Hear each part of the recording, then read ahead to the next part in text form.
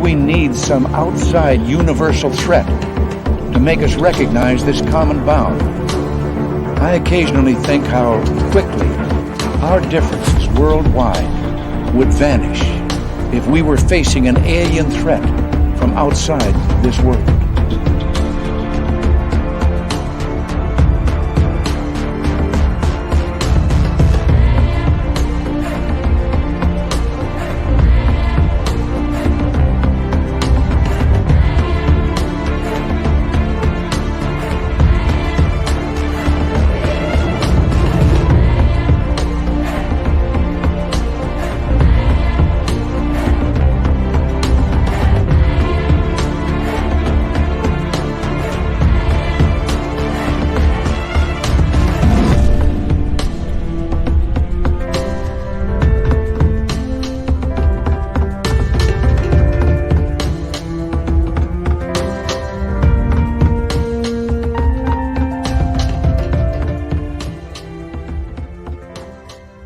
Welcome to Spaced Out Radio tonight. How y'all doing tonight as we are heading right here to the home province to hang out and talk with our man Merle. Merle. Yes, he is back. Gina and Victoria here from Haunted History BC. We got some good ghost stuff coming your way, but first, let's say hello to everybody in the chat room so far tonight. We got Race Fan in the gold medal position. Smithy starting off the super chat. Thank you so much, Smithy. That's why you get a silver medal tonight. And the super chat is a wonderful way to support what we do on this show on a nightly basis. So thank you so much, Smithy. Appreciate you, man. Roy Boy takes home the bronze. And then we got Awesome Man Palmer and Awesome Man B place in fourth and fifth. Lovely Lisa Compton and John Hinoyosa. How you doing? There's Luscious Jules hanging on out tonight. Merling it on up. D. Cohen, nice to see you. Rui in Portugal. Nice to have you here. Rui here is going to be signing autographs after the show. Line up to the left of the studio, if you don't mind. To the left of the studio. Stephen Edmond, how you doing? He's ready to merle it out. And Black Dragon is here, one of our favorite veterans. He's going to be signing autographs after the show as well. Line up to the right of the studio. To the right of the studio. Kelly Borrett, welcome to SOR Chat. Thank you for joining us as we continue on with roll call tonight. And who else is here? Holly, how you doing, man? Super Quest, nice to have you here by a friend. And there's little Marky Spender. There he is, sitting bare naked on his lounging chair, his stomach orange with Cheetos. Yeah, but he does have a nice sip of lemonade on the side. Yes, he does. He sent me a picture earlier. The Doug Shelby is here. The Doug Shelby is merling it up as well. There it is. 405er, nice to see you. And who else is joining us here? Let's see. Jules just loves merling it up. Look at that. Super Quest again. Dim to Dim, one of my favorite names in the chat room. Lovely Laura, nice to see you. And there's our man Shane, who literally only comes here once a month. But it's to merle it up. That's it right there. Got to merle it. And even Merle's merling himself. There he is. Vaughn Patrick, good to see you. How's Edmonton today? The Mac Geek, welcome to SOR Chat. Thank you for joining us. Joe Blow is even merling it up. And Tracy Gale from the lovely part of Saskatchewan. You give us a wave, Tracy. Everybody in North America will be able to see you, you Flatlander. Thank you for joining us on Spaced Out Radio. All right, who else is joining us? Sweet Donna C., nice to see you. Huckleberry Charles, thanks for coming on in. The gorgeous Trisha, good to have you back. Gong Show, always a pleasure. The stunning Cosmic Fleur, nice to see you. And, oh, there's Super Duke from World Bigfoot Radio. Yep, take a bow, Duke. Take a bow. Why? I don't know, but you deserve to take a bow. How about that? That's it. Well, maybe a little bit more here. The gorgeous Dirt Road. And there's Shane merling it up again. Merle. And who else do we have here? There's gorgeous Margie O. Oh, there's Super Duke now merling it up. There he is. And the Dirt Road's giving a few merles here. Grandmaster, he can't merle any harder than that. That's a Dutch Hank. How you doing, Mr. Catfish? Nice to see you. Love V Love, a.k.a. Vanessa Ingold. How you doing, gorgeous? Thank you for joining us. Let's move on. Champ, how you doing, man? Do you have your championship shirt on tonight? Let me know. And there's Jules merling it up. Shane has a nice bowl haircut, according to Merle. And here we go. Here we go. We got like 20 seconds to go. Once again, great. Hi, gorgeous Jenny. Great way to support what we do on this show is through the super chat. And of course, you can always go shopping at spacedoutradio.com and get your really cool swag right there. Just on the website, right there. But until then, let's do this. No, let's not, because we got like 30 seconds. Let's not. Hey, gorgeous cryptid huntress, how are you? Oh, look at that. She's a big fan of mine. Finally, somebody's a fan of mine and not a fan of Merle's around here. I know. Let's see here. Who else we got? Anybody coming on in before we could do this thing? No, we're pretty much cool there. All right. 5 seconds. 4, 3, 2, 1, rock.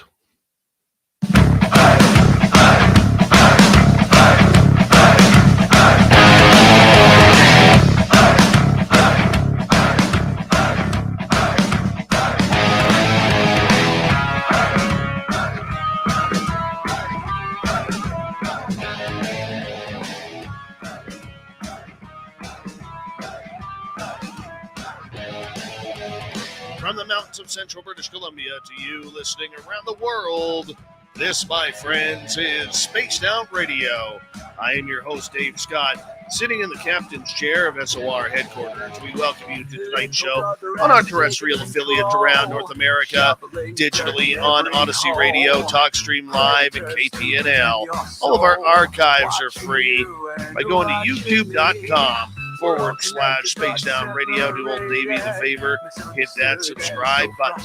You can follow us on Twitter at Spaced Out Radio, on Instagram at Spaced Out Radio Show, and on TikTok at Spaced Out Radio. Our website is spacedoutradio.com. We have a plethora of features for you. Rock out to Bumblefoot, read Shirky Poo's Newswire. Check out our swag as well. Tonight's show is brought to you by Chive Charities. Help make the world 10% happier by visiting Chive Charities today. You can find them on our website. We got a great show for you tonight. We got Merle back for Ghosts of the Great White North. We're getting all spooky with Merle Bird because he gets the worm, man. He really does. All right. Then in hour number 3, we're going to head to the swamp. Our resident swamp dweller has another spooky story for us. And then after that, Grant Baker's filling in for Tim Senor on the UFO report. Shirky Poo will have the news. It is that time of the month once again where we shift away from UFOs and Bigfoot and consciousness and all the woo to head back into the old school paranormal. From the Paranormal Road Trippers out of Vancouver, British Columbia, we got our main man Merle here, probably one of the top investigators in Canada. He wears a good curve on his ball cap. His hair is high. His hair is tight. And, this is a guy who would look fantastic with a good mustache, except he can't grow one. That's the problem. And Merle is one of these people who he loves his adventures of going out to find some ghosts and find the spirits and the questions behind the hauntings. Tonight, our special guests with Merle are Gina and Victoria. They are from Haunted History BC, their website, hauntedhistorybc.com, where they check out the history of BC's Lower Mainland and the entire province about all the hauntings, ghost walks, historical tours, and the museums where the spirits may be lurking. My main man, Merle, there you are. How you doing, my friend? Good to have you back. Doing very well, Dave. How are you doing? I am Merlicious tonight. Absolutely. I am totally Merlicious. How are you? I'm doing great. You haven't changed my name yet. I was hoping for Tilta Merle or whatever you put up there, or whatever it is. Well, I can't do everything at once, man. I can't do everything at once. You got to do that. That's all I ask. All right, my daily Merle name. But I'm excited to talk to these ladies. They, I've worked with them quite a bit this past year. I'd say we've built a great relationship. We've gone on investigations together. We've handled haunted objects like that one in their background, who they are babysitting currently, and they've got a new book that is out that we'd like to talk about. Excellent. How are you ladies doing? We're fantastic. Good, excellent. I think it needs to be changed to the Merlinator. That's the best one yet. Yeah. Is that good? That's good. The Okay, Merle'Nator. Merle'Nator. That's what we're gonna do. Merlemeister. Grandmaster Merle. The power, That's it. power of haunted funk. There you we go. I like it. Yeah. All right. Well, Gina and Victoria, you guys have been here. This is your second time on this show. You were on just over a year and a while ago, and it's good to have you back on Spaced Out Radio. I mean, when you guys first came on this show, you were still relatively new to the paranormal, and this was stuff that, you know, translated just before COVID, going into COVID, and that's where you decided to make some real lovely changes. You sent me a beautiful letter, by the way. I did get that, and I'm going to tell you right now, I'm a pretty emotional guy, and that letter actually brought a tear to my eye, because, you know, the show that we did with you guys really put a staple on this adventure for you. Explain that to us. How did that change you? Well, I think, you know, at first when it started out as something that was sort of, you know, we didn't know how people would receive. It was going to be one project. It was a calendar we were doing. Yeah. And we thought, okay, well, we're going to start up some social media. And we had no clue if anybody would be interested, if anybody would want to, you know, would follow us, or we weren't on social media. So at that point, yours was the very first show that we were on. So here we were, like 3 or 4 months in being public, and you know, you invited us on, and we thought, oh my gosh, you know, I can't believe we're going to be on this major show as like our first show on. So of course we were mildly terrified at first, and then we were excited. But then from that point on, I'm just, you know, continuing on with the writing and everything, and us kind of collaborating on things. We just I ended up like quitting my full-time job. So it was something that was sort of in the back of my head for a long time, but it kind of inspired us, I guess, to go forward. And it was really life-changing. And I'm not even making that up or exaggerating. It was life-changing to, you know, be on the show, to have people listen to us. We had people very interested in what we were doing. And then from that point on, you know, things just kind of opened up. So, you know, that letter was very heartfelt. So it was very, you know, straight from the heart. And thank you for having us on. Yeah, it was August of 2020. So it's almost 2 years now. This is almost 1 month shy of our 2-year anniversary. So we've come a long way in years. I thought it was only like 6 months ago, 8 months ago. I mean, well, time flies when you're having fun, you know, that's what it is. True. Very true.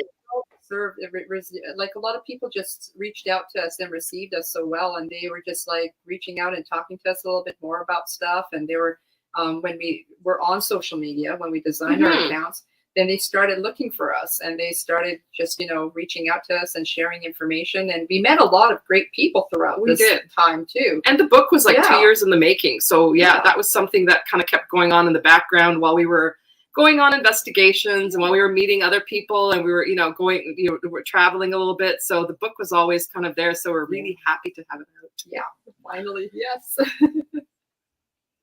Well, that's excellent that we were able to do our little part in helping you guys, Gina and Victoria, gain your focus on what you wanted to do with your life. Because, I mean, so many people do not have that opportunity to do something that they love. Some of us do, some of us don't. But I mean, the fact that you guys made a real commitment to telling these lost stories of British Columbia, from museums to haunted areas and venues and restaurants and bars and houses, I mean, that's just filled with fun on a daily basis. I mean, your emails are great. And we look forward to it all the time. Like every time oh yeah, for sure. Okay. Yeah, that's the other thing too. In May. Yeah. So we actually enjoyed quite a lot, like just doing research on our own here too, because during COVID, I will just admit, we didn't know much about what was around our local areas here. Yeah. We didn't know anything really. And I mean, we were aware of stuff, but we didn't actually look in detail. And anyway, so as we started, you know, getting more information out there, we started writing. We got also into the feminine macabre. We had some essays published, and we got into Troy Taylor's Morbid Curious. We had a couple pieces published there. Right. So that was just like all these doors sort of started opening that we did not expect. So, and the interesting thing was with the award that you mentioned, because apparently in Maple Ridge, we didn't even realize this, but we were nominated for the History Hero Award just for like the district.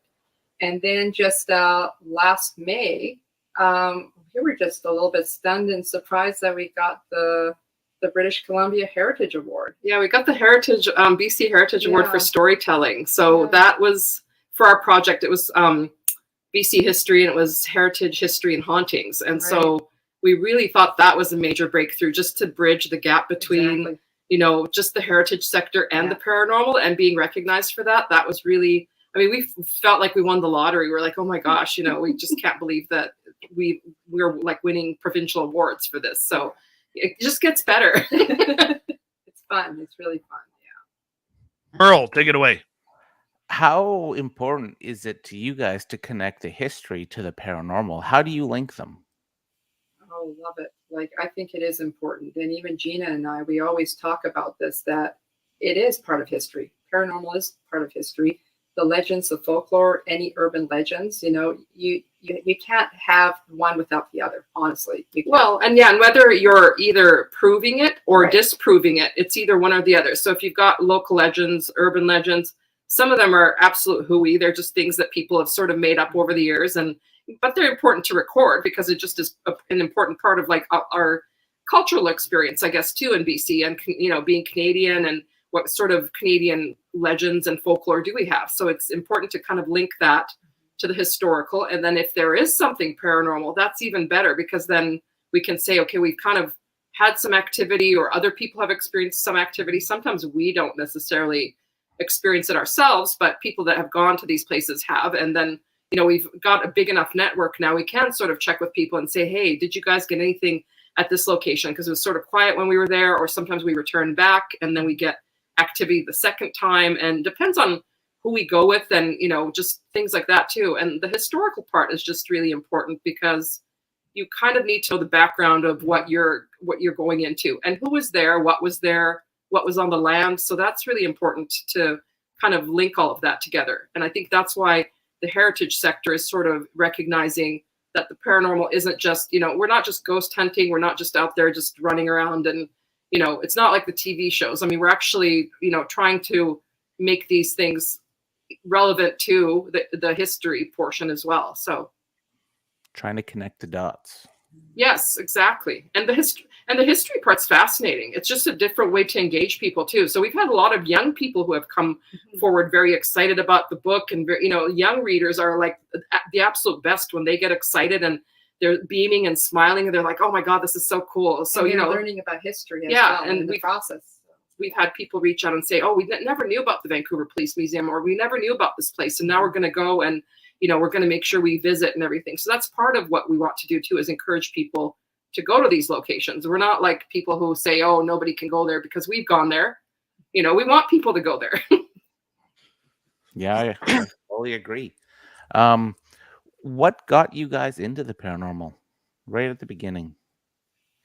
We always liked it, actually. When we were as kids, we used to just, even for fun, we used to just play around and do things like with seances, and we would just get our friends together and just sit in the basement and scare each other to death. And we've always been fascinated by that. So, and I think after a while, when you were living in Oregon for a while, we just didn't really connect yet. We weren't doing anything with the paranormal at the time. But when you came back here, I don't know, I guess COVID kind of just triggered it, and we just started going back to our roots. Spooky stuff, and a few ghost walks. And we love it. And the ghost walks, a couple of ghost walks were like, wow, there's some cool stuff, you know, just in our own backyard. So we just sort of got hyped up again, and then it just became it kind of reignited the passion for doing it and for researching. And it is fascinating. It is fascinating to find out too, and a lot of it is tied in with the history of the things too, like the places where we visit, the sites and the buildings. Yeah. How haunted is British Columbia? It's pretty haunted. I mean, you know, we've got history that goes way back.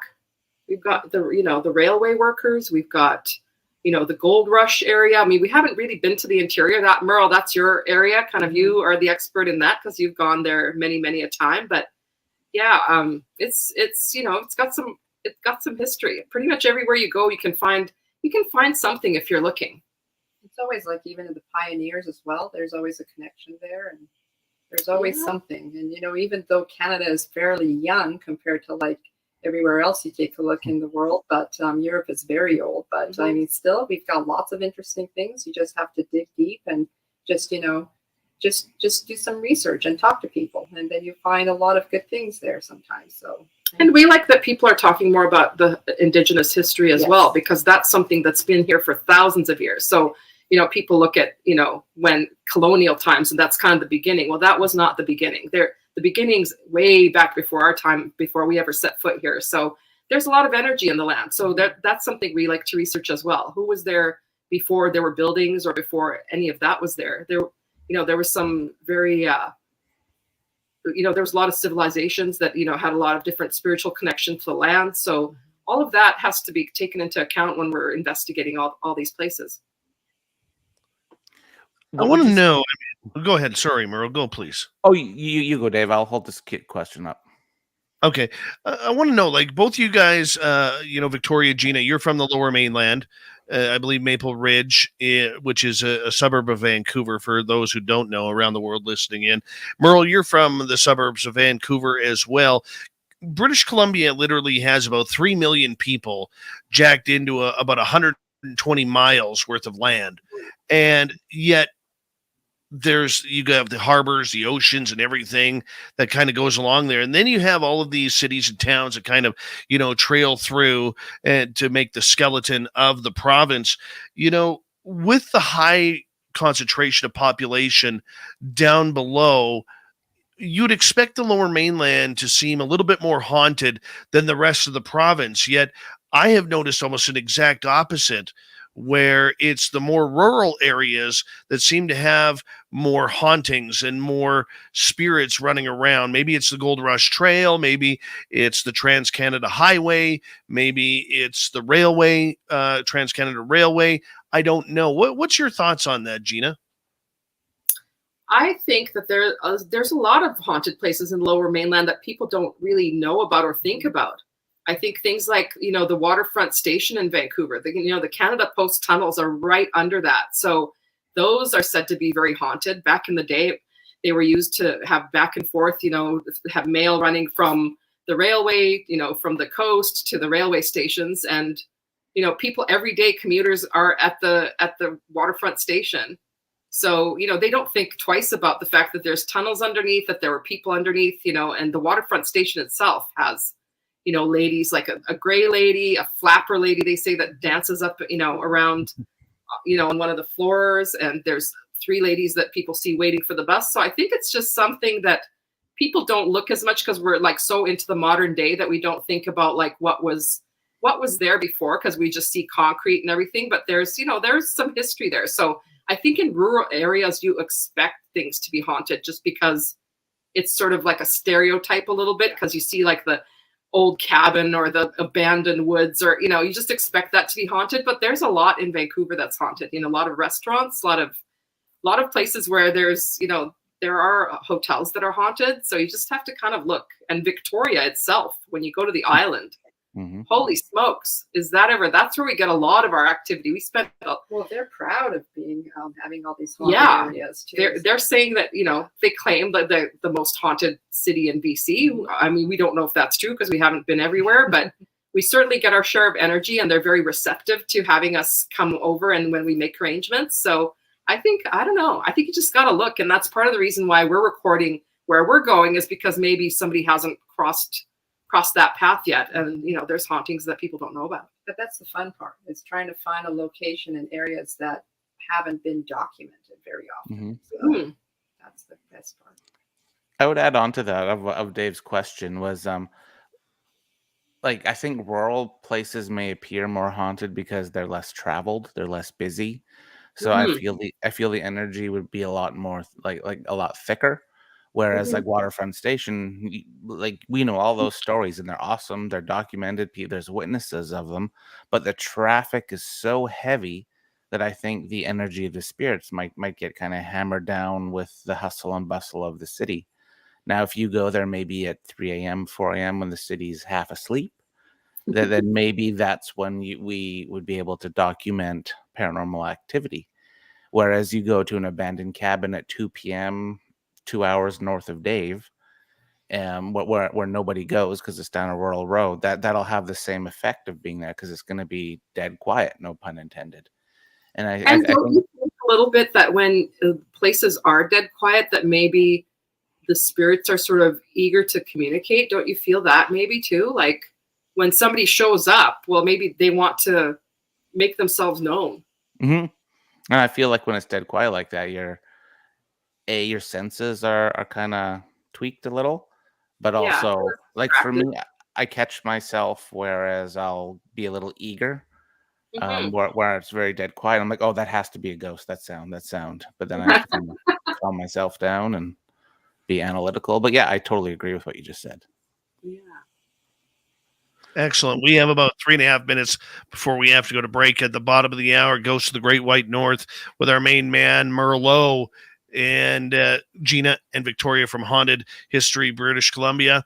And we're going to continue on here with in the next half hour with some of the ghost stories that you ladies have learned and really studied over the last couple of years here. For you, Victoria, why is this subject important to you? Oh, I'm actually, I would say I'm a little bit more intrigued by the history side of stuff. And I know that a lot of people do focus on just more like they like to do the ghost hunting side of stuff, and they capture a lot of information on video.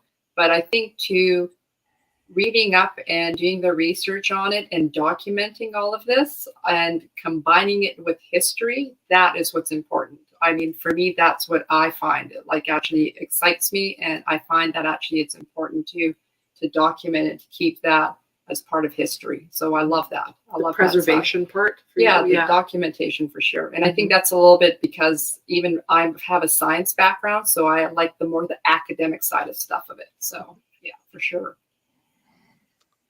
I think we all have that personal quest, that personal interest into why we get into this field and why we fall in love with, performing, if we could use that word, performing and learning and taking in so much action during our investigations and our research.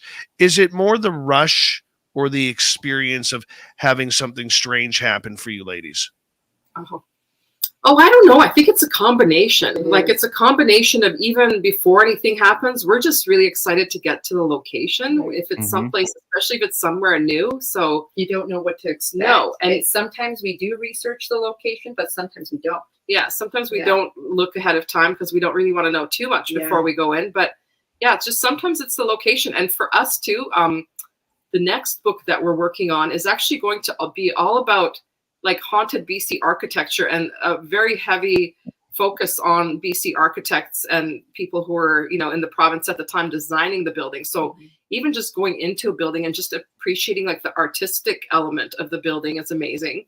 We get really distracted actually sometimes, there's plaques, there's architecture to look at, and you don't know what to look at first, before you even get to the ghosts, we're sort of, we're looking at everything else too. And plaques are just murder because we're going to be reading. I feel sad for my husband sometimes because we're reading every single plaque, and it's taking hours to get through a location because, but it's fun. That part's the fun part too. So everything about it. And then once you sit down to write about it, that's fun for me. So once I'm actually, kind of getting, I want to convey the experience. So I want people to be able to read about it and sort of feel that they're there. And for me, I'm always going in a little bit more, I would say I'm a skeptic, but when something does happen, I'm excited. and of course, if it doesn't chase us out of the room. But I do remember a few times we have recorded a bunch of things. We've had EVPs, we had voices even on recorders. We've seen something even when we went to the Vancouver Police Museum with Merle as well. Yes. That was fantastic. All right, I'm going to get you to hold on here. Merle is here. Yep, we love him from the Paranormal Road Trippers and, of course, from HauntedHistoryBC.com. We have Gina and Victoria. More British Columbia ghost stories when we return on Spaced Out Radio.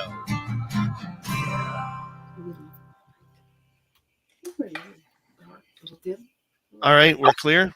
Okay, here I'm going to turn on the light. You ladies can chat for a minute. I just got to No head to the worries. bathroom. I'll be right Okay. back. I've got Oh. scared me for a moment. Everyone can hear us on YouTube, just FYI. All right. You know, It's a family show. Yeah, we It's a- won't yeah. we won't do anything. I have Gina's cat right directly in front of me Oh, here. Casper. He's on the desk. He's He's potting with us. Yeah, Awesome. He's a new cat. He's a adoptee. new addition to the Oh. cat crew because I lost one last year, and so Oh no. yeah, it was an old one, but He's like directly right in front of me here. this so. guy's gonna And at one point, I think when we were discussing something, he bit me a Oh, little bit. Classic cat. Just a little bit. a you little know. paranormal activity from the cat. There you go. Cool. Yeah. Next segment, we'll talk about the activity you had with that doll behind you. That and then Roadie House. Can we talk about that? The Absolutely. seance and the Ouija. Oh yeah, we need to talk about that. It was exciting.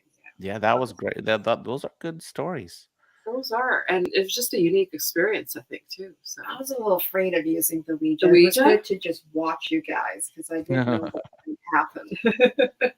That your book on the architecture is going to be that's cool because I remember when we were on the boat with you guys and we saw the powerhouse. Powerhouse is The architect of that he connected to the Vancouver places, and I'm like, oh, this guy. yeah, because that one too. They don't know who actually did the powerhouse, which is kind of would be amazing to discover that. But I don't know that we're that lucky.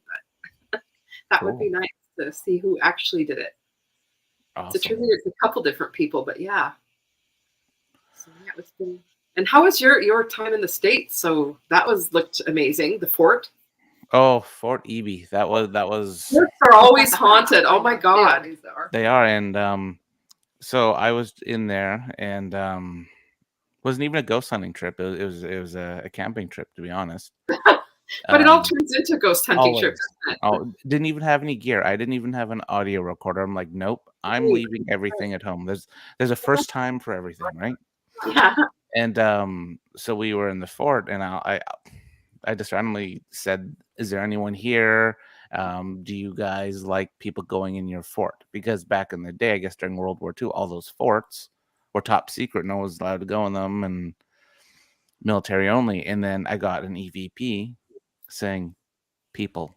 Oh my God. I'll let you listen to it because I do have it. And oh my God. Anyone listening, if you hop onto our Instagram on Paranormal Road Trippers, Yeah, I uploaded it today. Because you did load it up. Yeah. But it was And creepy. that's and then there was a gasp like at the end. There was like this breathy something at the very, very end. yeah. That But was creepy. I even lightened the clip up of the people because I'm like, well, was that my voice? But it doesn't sound like me. Oh no, yeah, no, but you weren't talking at the time. So when I watched it, and I just stared at my mouth to see. Yeah, there's nothing. Yeah. So Yeah, I'll check that one out. I know. Too. Yeah. Creepy. yeah, never a dull moment. And then I did a place I can't say yet. The day before I left for EB, I did a historic house, and had some pretty cool EVPs and some action out of there. And I can't wait to be able to share those. That'd be fun. Yeah. And how's this doll video coming? How's that? Which one? I know. Well, many, the one that was like the compilation, because we all kind of a bunch of us all had turns with it, right? So. And we will talk about the like that experiment we did, and like maybe during the show. But that video is coming along. I've been piecing it together because I've been waiting for everyone to finish their audio or everyone to finish things to give to me. So that's Oh, and I still have to send you my my recording too. Oh, my cool. digital recording because I had both the kids at my place for a while too. Kids. I love it. The Andes. Yep. What I call them. There it is, right there. That's one of the culprits. Yeah, there she is. See, I named him Jimmy. I felt male Jimmy. presence. Yeah, Okay. I still call him Jimmy. I think it's a Okay. male spirit, but just me. What the doll on the back? Yeah. That's a boy. See? There you go. Yeah, But the little baby, that's a girl. that's a girl. Yeah. All right. Hey, Champ, how you doing? Nancy Taylor, welcome to SOR Chat. Lovely Carla, nice to see you. And we're caught up on names there. Thank you for the super chat, Smithy, Lala times 2, and Ghostly Adventures for the super chats. Very much appreciated. Hey, Barry Brown, how you doing, buddy? Nice to see you. And don't forget to give us a thumbs up, thumbs down, thumbs sideways. If you're new here, hit that subscribe button, ring the bell. Here we go with the second half hour.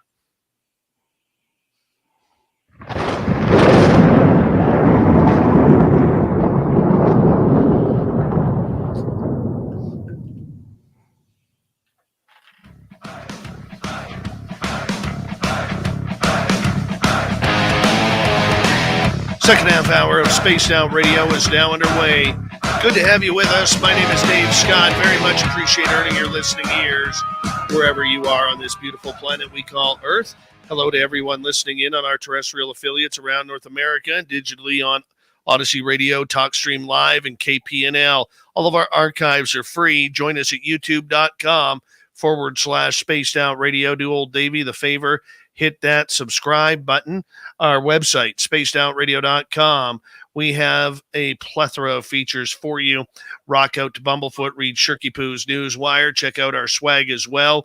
Follow us on Twitter at Spaced Out Radio, Instagram at Spaced Out Radio Show, and on TikTok at Spaced Out Radio. We continue on tonight with Ghosts of the Great White North.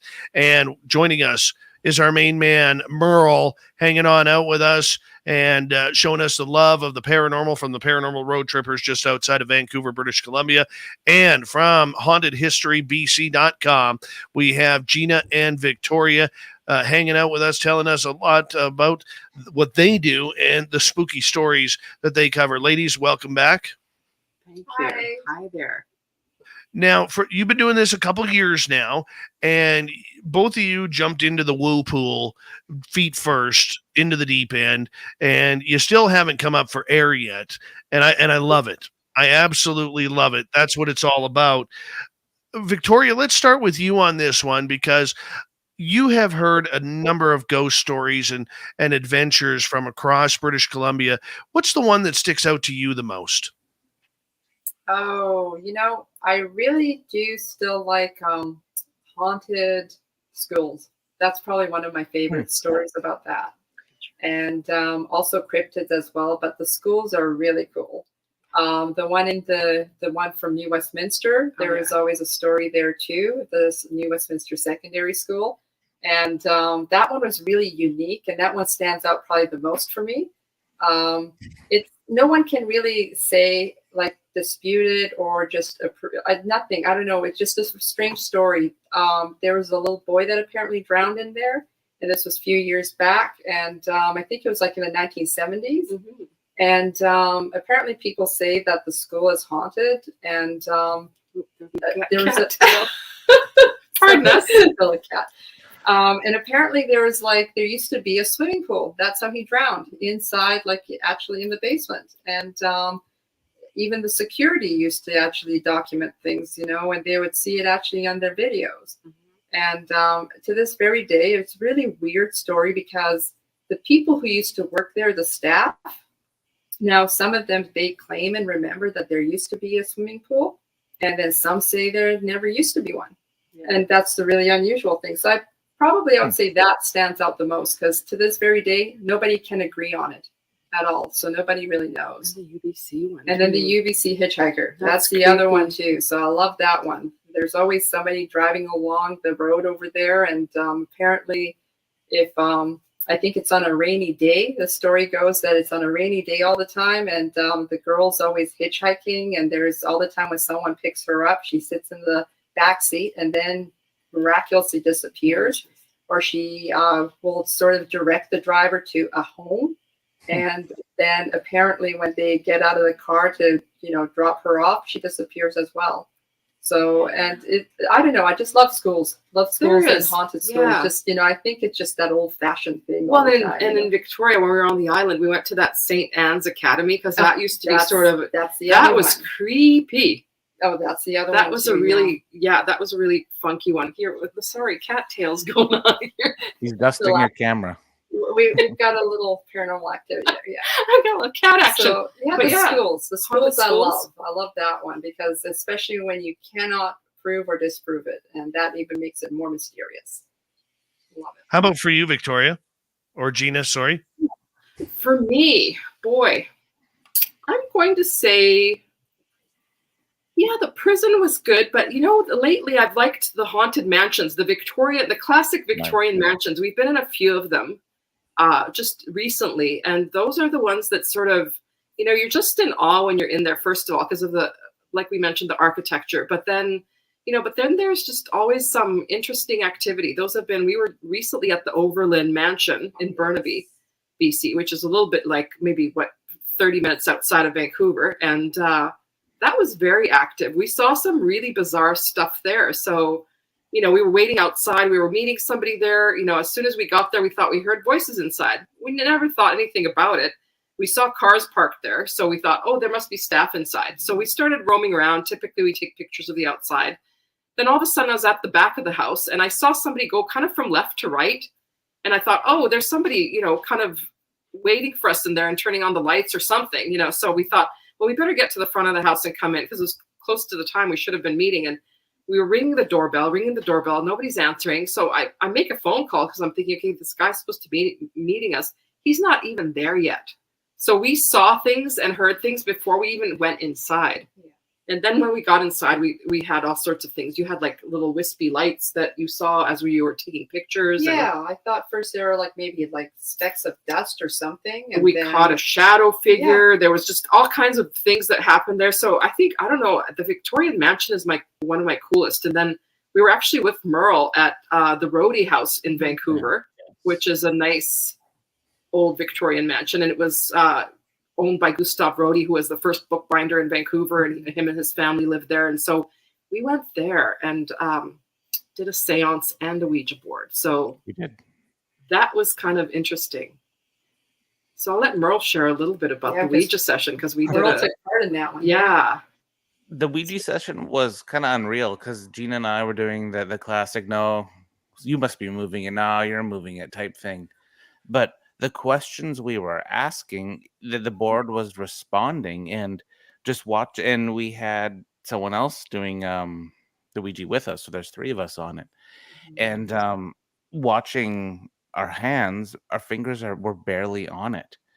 Well, the goodness thing was that it was one of the museum staff who had we had never met before, and she said, "Well, can I sit in on the seance and this Ouija session?" So we had her as the 3rd person, and at one point too, as we were all moving it, it sort of jumped, like the planet jumped off the board, and it was just kind of, we got some really interesting answers. We got some names. We had, I don't know, it was just a very, very interesting experience. That one was like kind of when we had to do research afterwards. We found some really interesting things that were sort of pertaining to what the Ouija session information we got. And the tobacco smell too, like while we were that was that was like the cherry tobacco, like it was very distinct smell to the period. We did. And I noticed it too while we were actually doing the seance. There was a cold spot, like when we were doing the crystal ball and the tarot reading. So there was, like, I don't know, I've never felt a cold spot before, like that profound. Like it was just in that one little section, like over the table, and we kept looking to see if there was vents or anything like that. There wasn't anything. And when we put our hands in there, we could feel like there was just this sort of little concentrated area that was really, really like frigid. So, and we all felt it. Yeah, we all did feel it. And so that was very interesting. That house was, that house had some stuff going on. There were 7 of us, which we all witnessed it all. So yes. And there were 7 of us around the table. So we had people from different groups. And so it was, that one stood out for me. I quite like that one too. That was, I like the mansions like you, Gina. I find they tell stories just walking through them. Never mind like the paranormal investigating or even doing the actual book research on these places. You can just walk through there and it tells a story. You see the family pictures, you see all the different, like the writings on the walls and all of that stuff. It's amazing. Well, and I don't think that people realize that a lot of these places are museums, and then people think, oh, a museum really can't be that haunted because there's public going in and out. But just thinking about all the artifacts that are there and, things that may or may not have been original to the house either. Like things get brought in by people who, people who bring things in like of the time period, and then they display them. You think, okay, well maybe some of those could have attachments. They could have, you know, things attached to that have nothing to do with the house. So sometimes you have no idea what's in a museum. So I think the artifacts can sort of promote hauntings, in fact. So. And that's why I got, like, from doing all these different locations and houses and that's why I really started getting into haunted artifacts. Mm-hmm. Because one little doll behind you could set off an entire chi of a house, or a cabinet, or a chair, or any sort of thing like that. And I'm so fascinated by, I don't know what other type of, don't want to use the word chemistry, but the makeup of what actually makes a haunting, from the history to the people that live there, the death that's there, to the actual artifacts or the land. What makes the haunting up? Yeah, because sometimes you think it's the building, but it might be just one item in that building. So yeah, that's the part where you kind of have to try to figure out what it is through your research and through, you know, experiments. I guess that's the best way to say it. And then, like, I experienced that. There's a house in Merritt that we've done every year since 2014. And one year we went there, and there was like this ugly wicker chair there. And the medium we were with was like, this is what this, besides the spirits that are in the house, this chair is upsetting the spirits. And we had a lot of knocks, we had a lot of EVPs, we had a lot of genuine unrest feeling when we were investigating. And then the following year, that chair, I guess somebody bought it because it's a historic house, but it's also like a thrift store, so you can wheel and deal in there too. So well, you're just asking for it because you know you've got stuff that people dump off and you have no idea what you're getting. So yeah. And then the following year we go there, and the same sensitive person we were with, he goes, "It's not here." And like, this is before we even walked in. And then the chair was so ugly, you just remember it. And and I hope they're not listening. But and then we walked through the place, and the whole living room was different. It had because there were a couple original to the house pieces of like chairs and couches, but then where that chair was, I think, was an old record player now.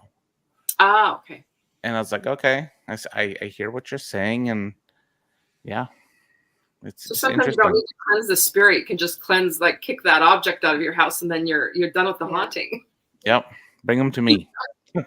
Okay, so thrift shoppers out there, beware. Okay. Yes.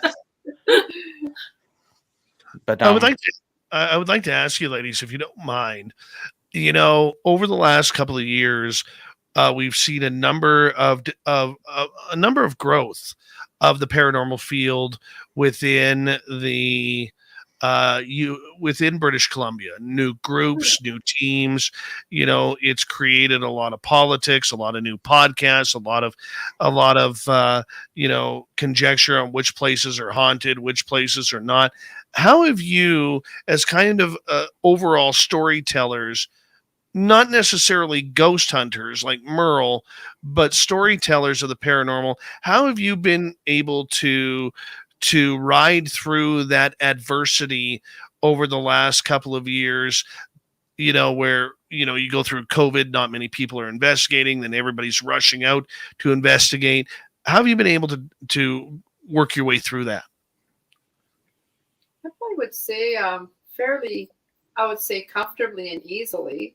And I think sometimes it's just because you do your own thing, you're unique, you know, you just try to stick to the stuff that you enjoy doing.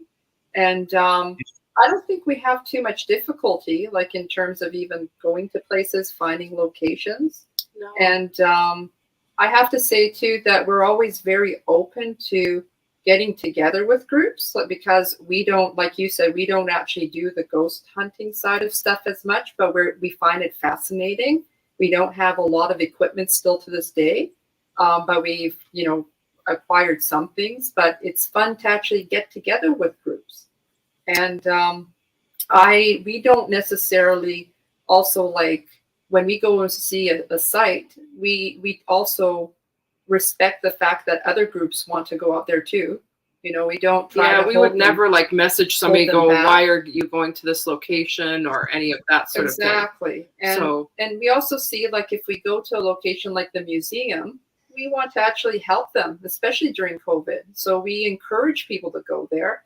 We want to get into groups. I mean, Merle too, like we went to the Vancouver Museum, we went to the Roadie House together. And Bunsen, we the went to Bunsen Bunsen. Powerhouse. But Yeah, I mean, we the went to- museums, like the museums, yeah. we try to help them, you know, like if we can support them, donate things, you know, like, and just even pay the admission, you know, just to go there. Yeah, I think that's the thing Yeah. too. We don't, like, from the heritage sector, we don't Yeah. expect any favors. So like, Right. just because, you know, it's a heritage place doesn't mean they're going to like welcome you with open arms. And, you know, a lot of people seem to think that you should be able to get into a place for free, or, you know, they have events and they, We want you to know, support them. yeah, and they Sure. they have rental fees just like anybody else. So if we were going in for 3 hours, we were paying the rental fee and we're going in. So I think too, one of the things we don't do is we just don't feed into all of that. You know, so if somebody, I don't know, if we see stuff like that going on, we don't post anything negative about anybody, you know, and that doesn't mean that you have to like get along with everybody or know everybody out there, or, you know, necessarily investigate with everybody, but you just kind of leave people to do their own thing. You don't, you know, you don't trash talk anybody. You kind of, you know, we're focused on what our goal is. And I think that's really important from the very beginning. We've always had a mission statement. We've always, you know, kind of had a goal in sight, and that's what we're focusing on, you know, writing books, you know, doing the research. And we don't And- want to really copy people. We want No. to stick to our own brand, our style, Mhm. something that makes us more comfortable. You know, we enjoy learning from people, but we don't go in exactly like, aha, Merle, you've been there, I'm going to go there now. You know, it's never like that. It's never like, we don't ever want to put politics in there. It takes so much energy too. Yeah, exactly. And we're having fun. We just focus. Like, it's funny when we go to a place, we plan it. We have an itinerary. Gina's really good at creating the itineraries for us. I mean, really good.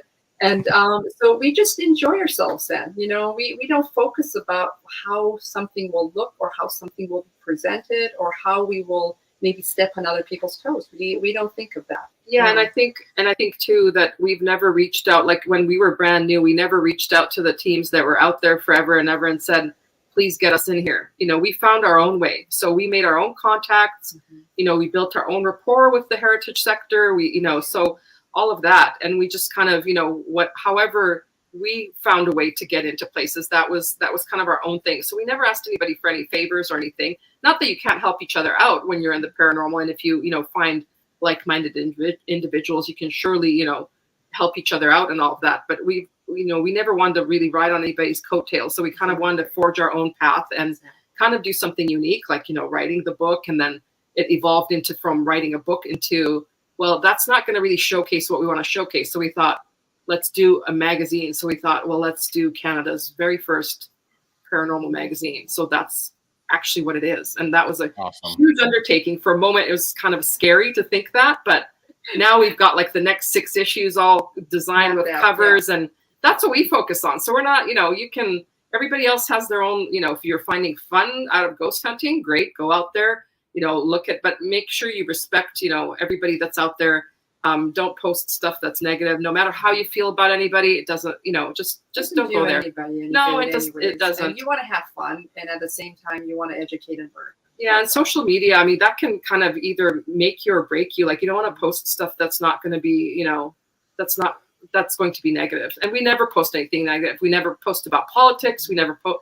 I know that people say, like, as an artist, you should be kind of outspoken, but we don't go there. You know, it just, we have a certain goal in mind, and that's kind of what we stick to. That's why we work well together. Yeah, and we want to have fun. That's the main thing. And it's supposed to be fun, exciting. You don't want to have all the drama, because we have that in everyday life, so we don't need that. Collaborating is fun. It is, Mhm. because, you know, you pick up on something, we pick up on something, and it's great. Just like, you know, it's fun. It's fun, and you learn a lot of stuff. Oh, you sure do. Actually, a funny story involving these two here. Gina called me and she's like, we have an investigation at the Vancouver Police Museum. Want to come? I'm like, yes. And then she's like, and so, this team, and this team are going to be going. And I'm like, okay. Just because the whole politics but but then you were flexing the para unity, which I respect. Oh, that was a really fun time. I mean, there was like that's what I was 4 getting different at. groups. 4 different groups, 4 different walks of life, and we all went there and we all did our thing. We all had fun, and it was a good day. It was a good night. It was. Yeah, and we captured some good stuff. Everybody got to, roam around, and that was a really great time. So Bill Hauser brought his spirit boxes too, so that was really cool too. So we did a session as well.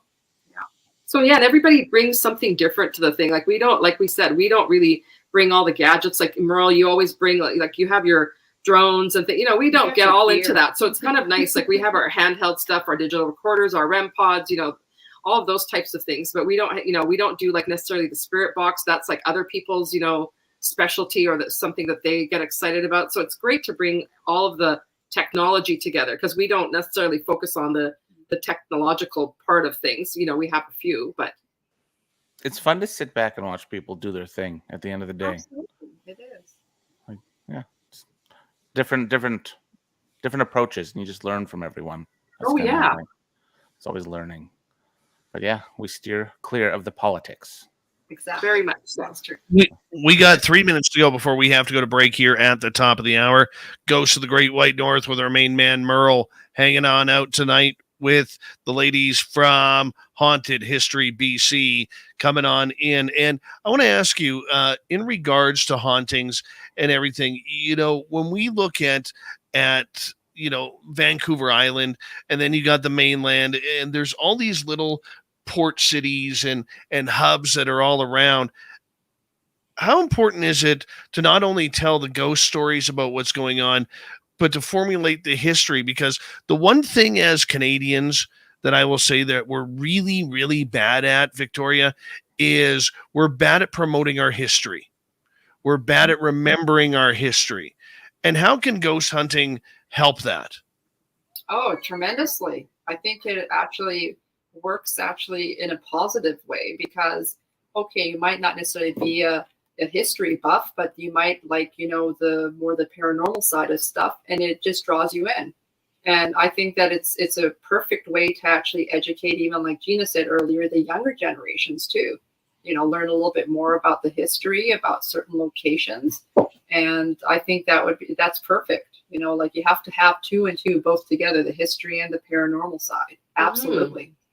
Well, and it's just important to know that how things got started. When you look at a building, what led to that building being there. Like, for example, the Parliament buildings, Victoria was a hub at the time. I mean, people were attracted to that location because that's where everything was starting up. A lot of people from England came over. A lot of people from all over came over just to work there, to design these places. And so that part. But even the geology of the location as well. That's important as well, because, whether you're close to a river, close to water, or any type of elements. So, I mean, it's interesting. It's like a little bit of science mixed in with a little bit of paranormal and history. A combination of everything. And that's actually what makes it quite fascinating. I agree. What do you think, Merle? We got 1 minute to go. I agree with everything they've said. I think flexing the paranormal spooky factor on the younger generation, because it's cool, really hooks people into the historical side of things, and you can flip it to where you can flex the history on history buffs who are kind of poo-poo to paranormal stuff, and make them be like, oh, okay, maybe that could happen. And it's nice to see that harmony. And you see that harmony when you're doing events, when you're at like historical places, when you're talking to people in museums. Everyone has a story in the museum. You just got to warm them up to hear it. Yeah, and the history side also lends way to why maybe something is haunted. Like it makes it make sense. Like it's not just a random story. It pertains to something valid or someone who used to be there. So I think that's really important to kind of record as well. Ladies, I'm going to get you to hold on right there. And Merle, we're going to get you to hold on as well, as we're going to go to break here at the top of the hour on Spaced Out Radio. We got a couple questions from our audience, which we will ask in our number 2 with Ghost Stories is Heartland of the Gina and Victoria from HauntedHistoryBC.com. And Merlica the Beautiful hanging on out with us for Ghosts of the Great White North. We'll continue with hour number 2 next, Spaced Out Radio.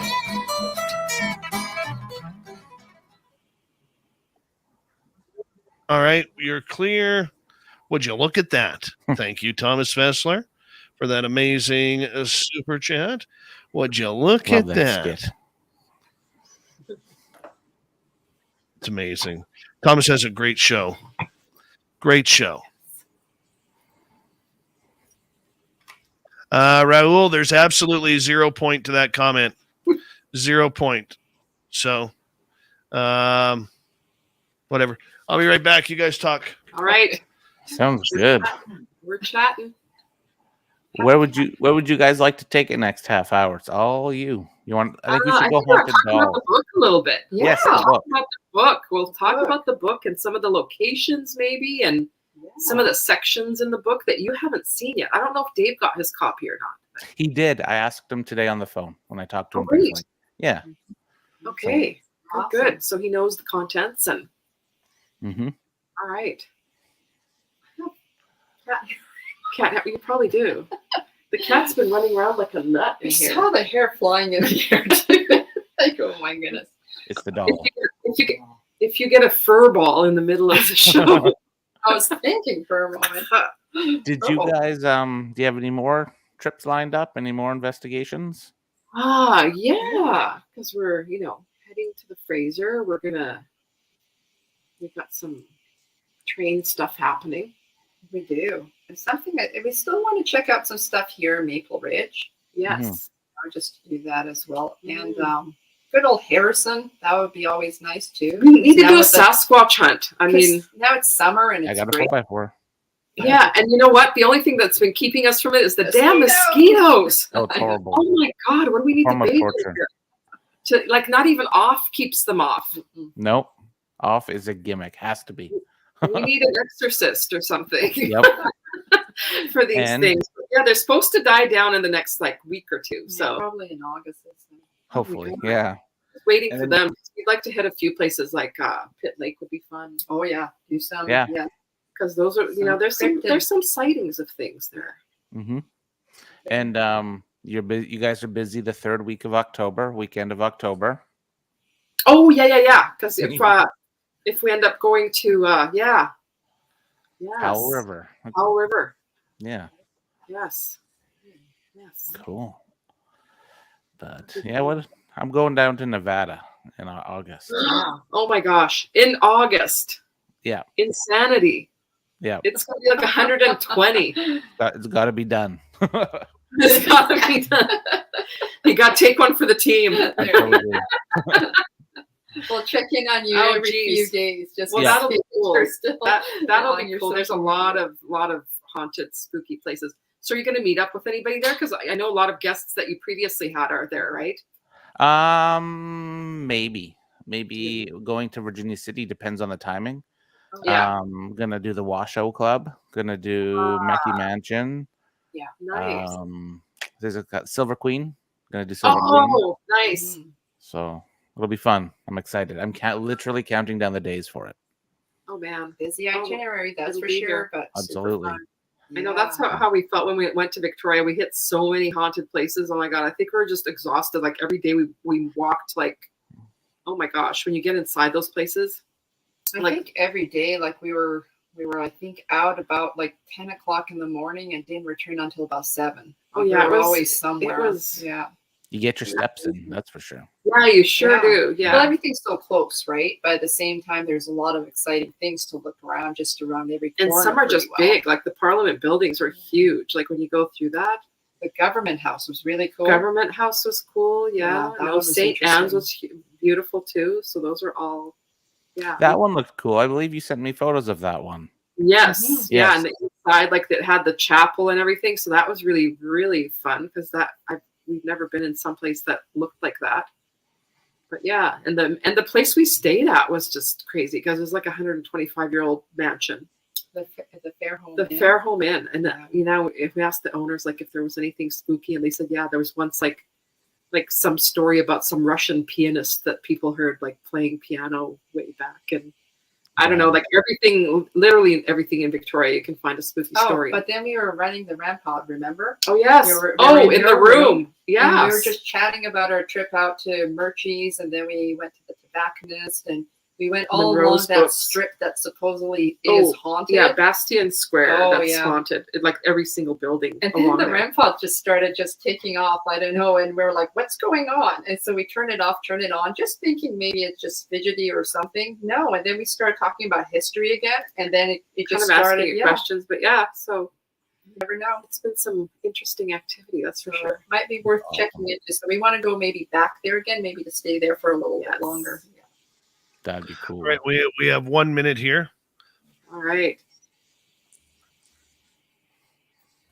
Got a little bit too much sun. Yeah. Probably at the fort, right? Because you're outside. Yeah. Yeah, it's like the one in Victoria. Have you ever been to that one? No. Lighthouse and Lighthouse, Fiskard Lighthouse. Oh, you got to go. Oh, that's amazing. That place Lighthouse was incredible. Oh my God. There's another cool fort I went to a couple weeks ago in Oregon, Fort Stevens. Oh, yes. That's a good one. All right. I'm going to get you guys to hold on right there for a minute. Thank you to Smithy, La times 2, Ghost, Lee Activities, and Thomas Fessler for the amazing super chats. It's a wonderful way to support what we do on this show on a nightly basis. Thank you to everyone who's given us a thumbs up. If you haven't already, please do so. And here we go with our number 2.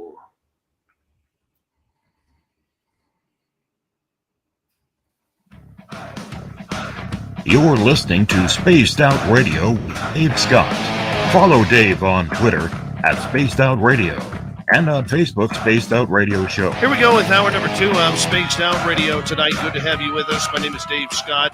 Thank you so much for taking the time to join us. We really do appreciate it. And I want to say hello to everyone listening in on our terrestrial affiliates around North America, digitally on Odyssey Radio, TalkStream Live, and KPNL. All of our archives are free. Join us at youtube.com/Spaced Out Radio. Do old Davey the favor. Hit that subscribe button. The Desert Clam has set the password for tonight in the SOR Space Travelers Club. Vanji. Vanji is your password. Use it wisely, Space Travelers, as the Clam sets the password each and every night right here on Spaced Out Radio. Our website is spacedoutradio.com. We have a plethora of features for you. Rock out to Bumblefoot, read Shirky Poo's Newswire. Check out our swag as well. Follow us on Twitter at Spaced Out Radio, Instagram at Spaced Out Radio Show, and on TikTok at Spaced Out Radio. We continue on tonight with Ghosts of the Great White North. We got our main man Merle from the Paranormal Road Trippers here with, and joining us from Haunted History British Columbia, which is hauntedhistorybc.com, or Gina and Victoria. Let's get right to it and start with a couple of audience questions here, if you do not mind. Start with Paisley here, who is asking, Gina, Victoria, have you visited the Picton Farm area where murders took place in Port Coquitlam? No, we have not. No. I don't know. I think I kind of have mixed feelings on a location like that myself. Yeah, it's almost like it's too recent. When it comes to a lot of the ladies who went missing and were murdered, Indigenous women, that part is sort of not something that I really care to myself to not really exploit wouldn't be the right word, but I don't know. I feel like I'd be overstepping some bounds going there. So to me, no, that's something I don't think I have an interest in going to that. That was very tragic and horrid. And yeah, it's just something that one we probably won't ever do. I feel like you're crossing the border a little bit. I do. Yeah. It's like if somebody sort of, I don't know, went to some of the burial sites that they've been finding. It just kind of off limits at this point. So yeah, no, not that one. Well, that actually brings up a good point, because knowing Paisley, there's no animosity or vindication towards that question, but it really does go to show that what we do in the paranormal can be very taboo. Mm-hmm. And there are locations that probably shouldn't be touched. Up here in Canada, I would say residential schools, where there have been mounds of bodies found, especially in the last 2 years, Picton's pig farm, like where there's things that, even if I was in Washington State, like a place where, like along the Green River, where the Green River killer, murdered 50 plus people, I just don't think I could do those areas, especially for public consumption. I mean, you look at the heat that Zach Bagans took, especially from Vancouver when he went into the Cecil Hotel to try and get a hold of, what was that young lady's name from Vancouver? Elisa Lam. Elisa Lam, yes. That was only 7 years old. And there were people in Vancouver when they heard that show that was coming up that were quite upset that, there's still so much hidden mystery behind that. They didn't believe it was a suicide. And they kind of, were exploiting it for ghost adventures. Yeah. But on the flip side, Merle, there's a lot of teams out there that just don't care. They don't care. They're so ravenous to get that haunting, and they got to get it, and they don't care about who it hurts or what it's all about. And I think, to me too, I will qualify my response a little bit and just say that as a paranormal investigator, I wouldn't go there. But if somebody, for example, like a family member or something contacted, like I know Paisley or a medium and psychic. So if somebody wanted, let's say, more information for a comfort standpoint, like maybe they wanted more information to, just be more at ease, or to be more, to have some sort of contact from a family member or something, that's kind of not our area or our field. So we wouldn't go there just to ghost hunt or to make contact with anybody, because that wouldn't be something we would be feeling comfortable. But if somebody's going there for a specific reason, I think you can go to those locations, to help someone, if that is the case. But that wouldn't be our area. Yeah. And for me, I was actually there that day it got busted. When I was working in radio in Vancouver, when the big investigation happened, I was working in sports, but I went home that way because I lived in Mission, and I had to bring batteries for our reporters that were down there because their batteries were running dry, and it was on my way home. And I actually stuck around there for about an hour or 2 hours, just because it was just, I wanted to take it all in. And as a journalist, I hate to say it, but those big stories are kind of what you live for. And, when you take the humanity out of it. But I mean, when you thought about it, I mean, the energy there was absolutely morbid. It was like you could feel the energy. And the weird part about it is, and I will never, ever agree with the city of Port Coquitlam over this, how do you build subdivisions over top of that? After everything that happened, there's subdivisions built literally over body parts that will never be found. And it's a similar thing happened with Woodlands, like Woodlands School here in town. Same thing. Like there was burial grounds, and people found actual pavers that when they flipped them over, they were pavers for, like, cemetery pavers. So I don't know.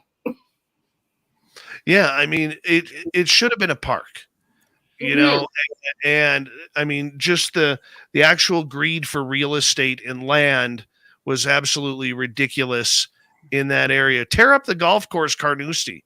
I mean, it's right beside it. At least that's what I would have done. But I don't know. I look at it that I feel sorry for the people who bought houses there, because those houses are literally sitting on graveyards of innocent women who had just were at the wrong place at the wrong time. And the fact, I mean, we might as well get into it a little bit here for our audience who may not know, but Willie Picton, he literally would go grab prostitutes and drug addicted women from the downtown east side of Vancouver. He'd bring them back to what they called their pig farm in Port Coquitlam, which was about 30 minutes away. And then after he he had his way with them, he would literally mutilate them. And some of these women, he would actually stick through it, or put their bodies, sometimes dead or alive, through a wood chipper and spray their body parts onto their open land, and other portions of it he would feed to his pigs. I mean, as grotesque as it sounds, this is the truth of what was happening on the farm. And it's one thing to kind of report about that part, but yeah, I think it's not there for any sort of paranormal investigation or for any sort of entertainment.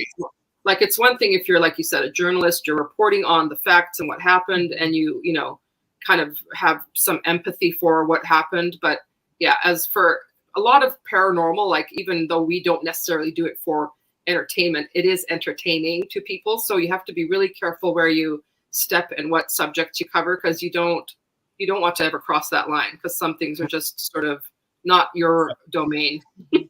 And Merle, correct me if I'm wrong, but I mean, I believe there are still portions of that case that are still open. There is. I don't feel right going to a place like that. Does curiosity kill the cat? Perhaps, but I myself wouldn't feel comfortable going to a place with like an open case, so to speak, but B, with the respects of the family. And I utter what you said too as well, Dave, about like the residential schools, or even breaking into places that have See, that was a great question, because that opens a lot of what you shouldn't be doing in the paranormal. If you're trespassing, if you're breaking in, and breaking in doesn't mean you physically have to break a lock. Like, if there's an open window or open door, but it's not a place where you should be, then even abandoned buildings, you need to respect that. Yeah. You just can't. Well, I mean, it also goes to show that there are paranormal people out there who have literally no respect for the field, the institution of the paranormal, or anything like that. I mean, Merle, on a lesser extent, in our intro to our YouTube channel, we show a partial video of yours from the Bailey House in Merritt, where nobody knows where this demonic drawing came from on a stairwell. And yet there's a team out there in British Columbia who felt that it was their need and their doing to grab a can of paint in the museum without permission to paint over that piece of art. The lady was, right. Merle, tell us a story about this, because I mean, this is the dark side of the paranormal, which people have to know is going on. Yeah, and then I didn't mean to cut you off there. It was more of like just mind blowing. It's the same place where the wicker chair was. Every year we'd go look at that painting, and it wasn't made with paint. It wasn't made with chalk. It was almost like colored charcoal. It was really old, and even the people of the house, they couldn't date it because it was so old, and they didn't know where it came from. They didn't know who put it there, and it was there for years and years, decades and decades. And then all of a sudden, the team went in there, and they're like, "We're crossing everyone over. Everyone's great now. They've seen the light, so now we're going to paint over this." Oh, yeah. And you don't do things like that, even if it offends you, even if it's not you. It goes for any team that does things like that, even graffiti or putting up cool pentagrams or things like that, as I do quotations. These aren't your places. Don't draw on them, and don't delete things. Well, and I think too, you hear about people who with good intentions go into cemeteries and they want to clean the gravestones, and they want to, unless you know how to do it, just don't do it. Mm-hmm. There's not just don't assume, because you can ruin monuments. There are things that are really old. So you have to know sort of the proper way. And we've taken part in, headstone preservations with the local museums, but there's a way to do it.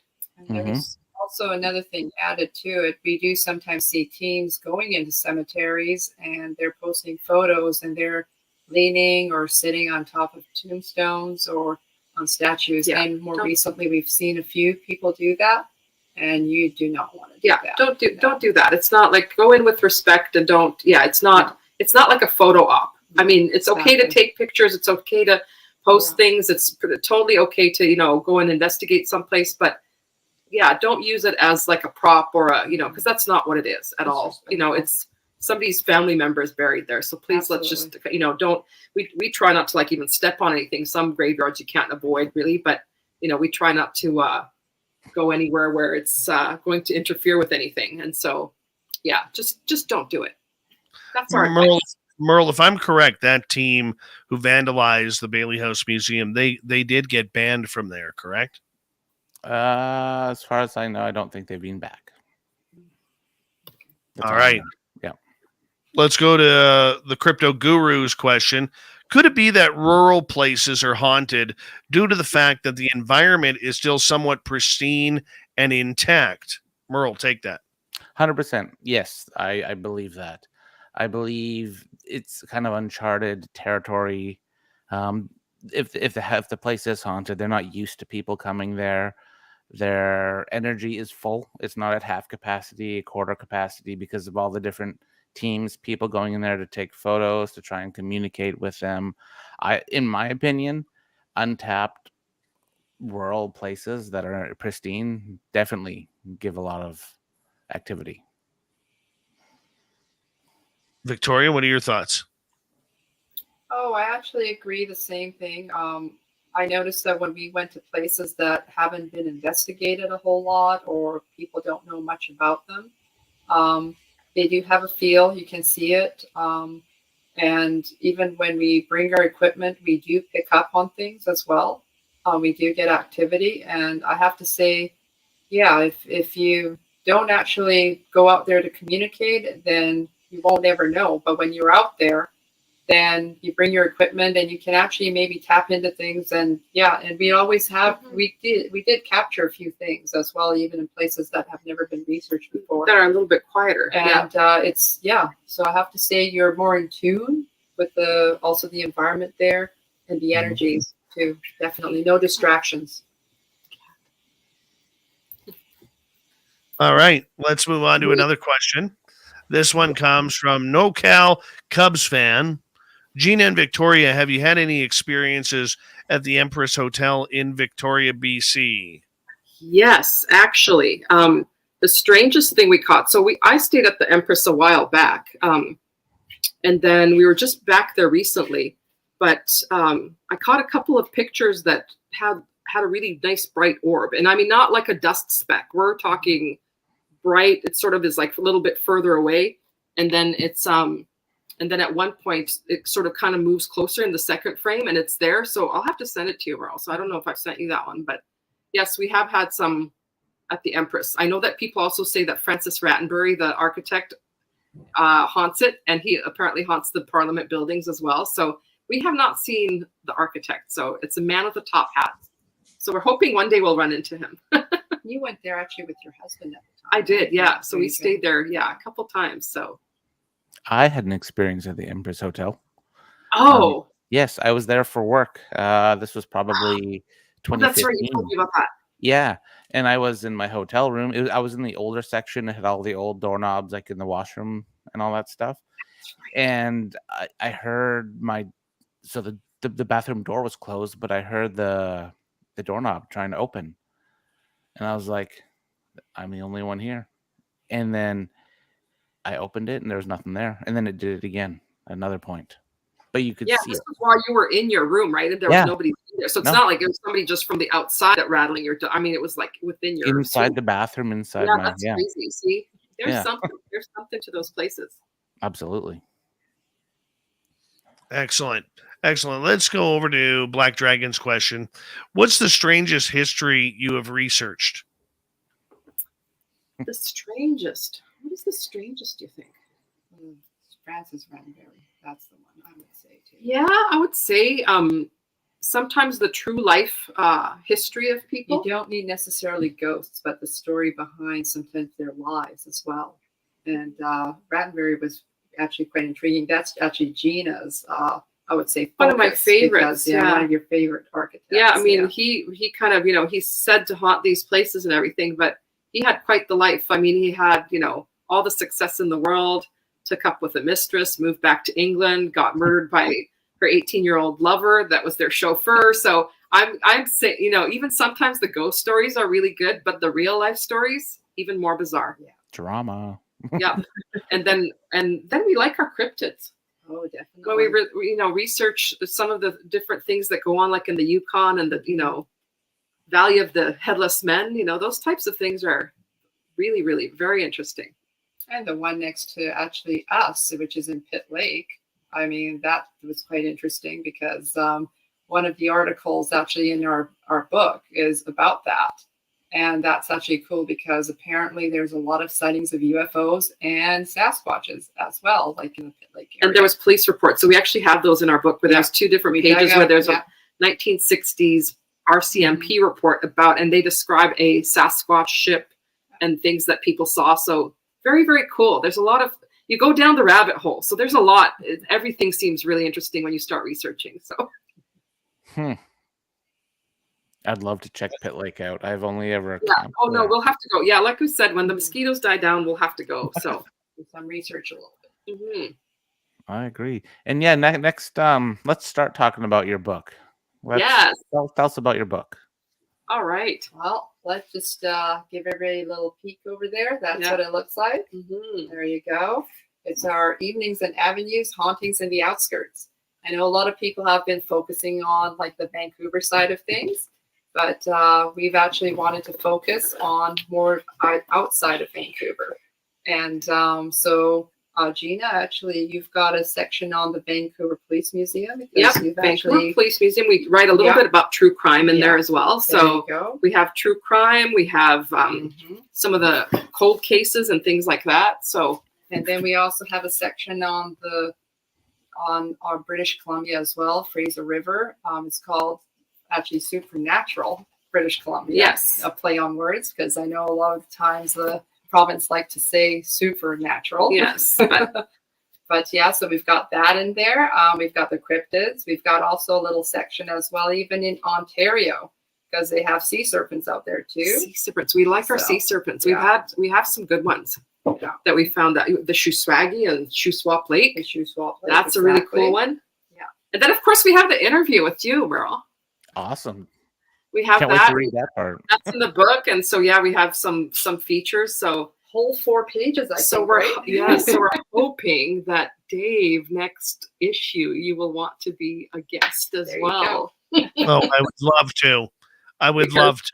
We wanted you to see the finished product, you know. So we wanted to have you see that it's a good quality, you know, book, and it's a really nice coffee table style magazine. So yeah, we were first thinking of wanting to do something like I would say like a paperback, but then we thought, no, that we want to still showcase our photography, because all the pictures that you see in here is actually our photography. Yeah, it's all original. We take all our own photos. We did all the layouts. So just a two-woman show for this thing. We don't have like a graphics designer or anything. We did the whole shebang. Exactly. And we got it printed locally as well. So that's and so far, thanks to all the people who have ordered it and been posting about it. That's really fantastic. So we thank all of those people out there now. We love the enthusiasm. So we thank everyone out there. Yes. I think it's great. I would love to be in participation with that. Yeah. Awesome. So we're excited. Yes. Yeah, I would love to. And I think, hey, I may add a little bit of a different perspective on things, but that's okay sometimes. But that's the whole point. We have to have everybody's viewpoints, right? So we have, all kinds of viewpoints and everybody's personal experiences of whatever they want to share. And so, that section in our book is going to be called, going forward, is always going to be called Paranormal Picnic. So we kind of do like you can do a virtual picnic. We can sit around. We can, whatever we want to do. And we'll just send some questions your way and then write it up and have you okay the whole thing, of course. But yeah, so that would be really fun. Well, of course, I would love to. I would absolutely love to, and I love doing things like that. And I think it's going to be a lot of fun in order to do that. So yeah, just get a hold of me and we'll make it happen. Gina, Victoria from Haunted History BC. I'm going to get you to hold on for a couple of minutes here as we are going to go to our final break at the bottom of the hour with you guys, as we have Ghosts of the Great White North until the top of the hour with our main man Merle from the Paranormal Road Trippers in Vancouver. And of course, we're talking British Columbia hauntings tonight with Gina and Victoria. HauntedHistoryBC.com is their website. And it's a lot of fun tonight going through ghost stories, their books, and whatever else we can conjure up in the next 30 minutes of paranormal talk with Merle and Ghosts of the Great White North on Spaced Out Radio.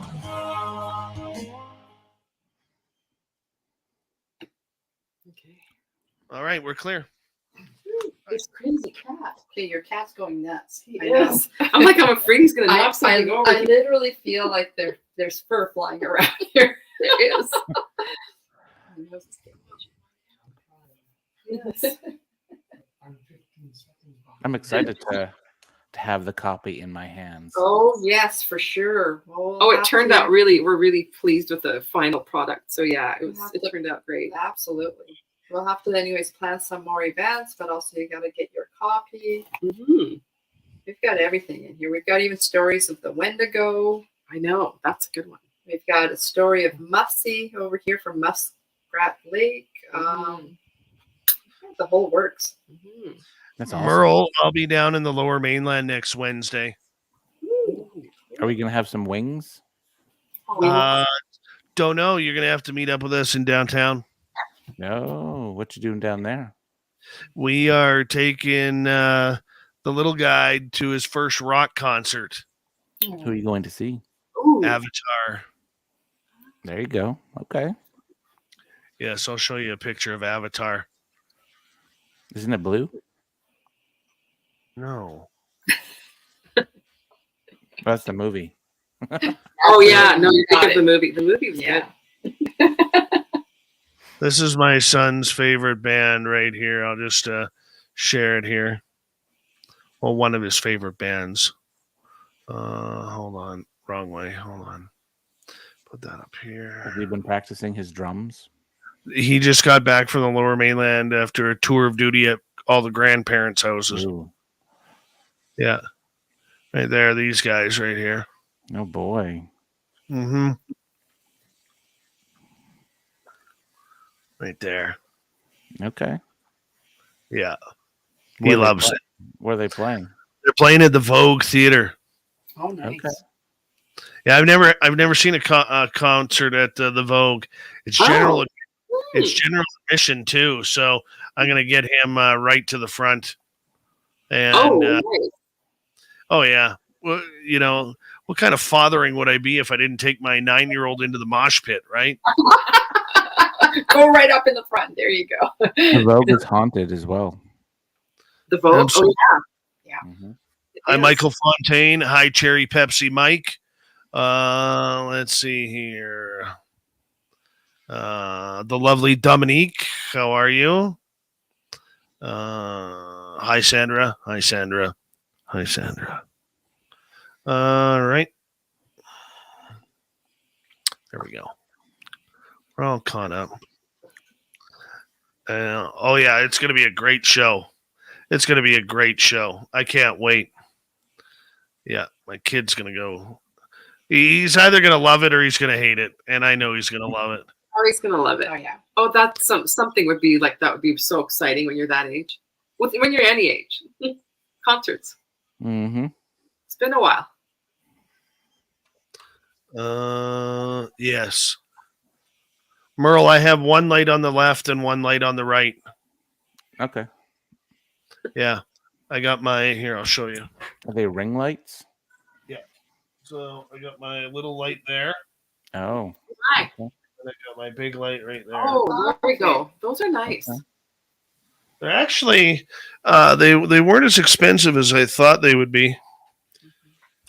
They were, I got them at the Source. Okay. Oh, yeah.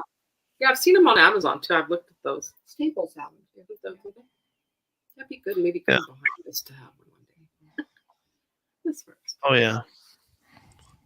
All right. It's not getting colder in here. Frig. Is it warm up there? It's warm up here. Not hot. It's not hot. It's, you know. Yes, Evan Walters, I will have earplugs for my son. especially if we're right by the stage. I don't want to hurt his ears too much. All right, we got less than a minute here.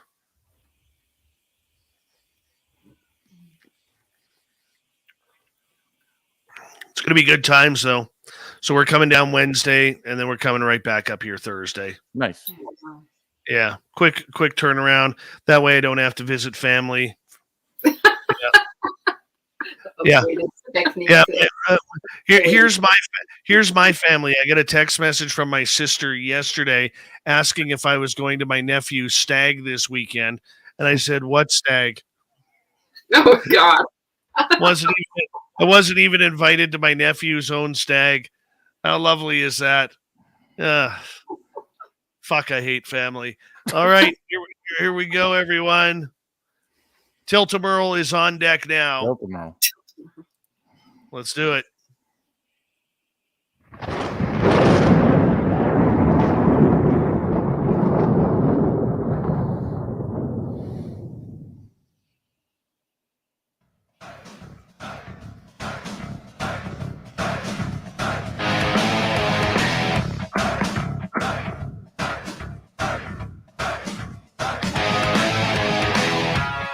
We passed the halfway point of Spaced Out Radio tonight. My name is Dave Scott. Thank you so much for taking your time to join us. We really do appreciate earning your listening ears wherever you are on this beautiful planet we call Earth. And we want to remind you that all of our archives are free. Join us at youtube.com/Spaced Out Radio. Do old Davey the favor. Hit that subscribe button. Our website is spacedoutradio.com. We have a plethora of features for you. Rock out to Bumblefoot, read Shirky Poo's Newswire.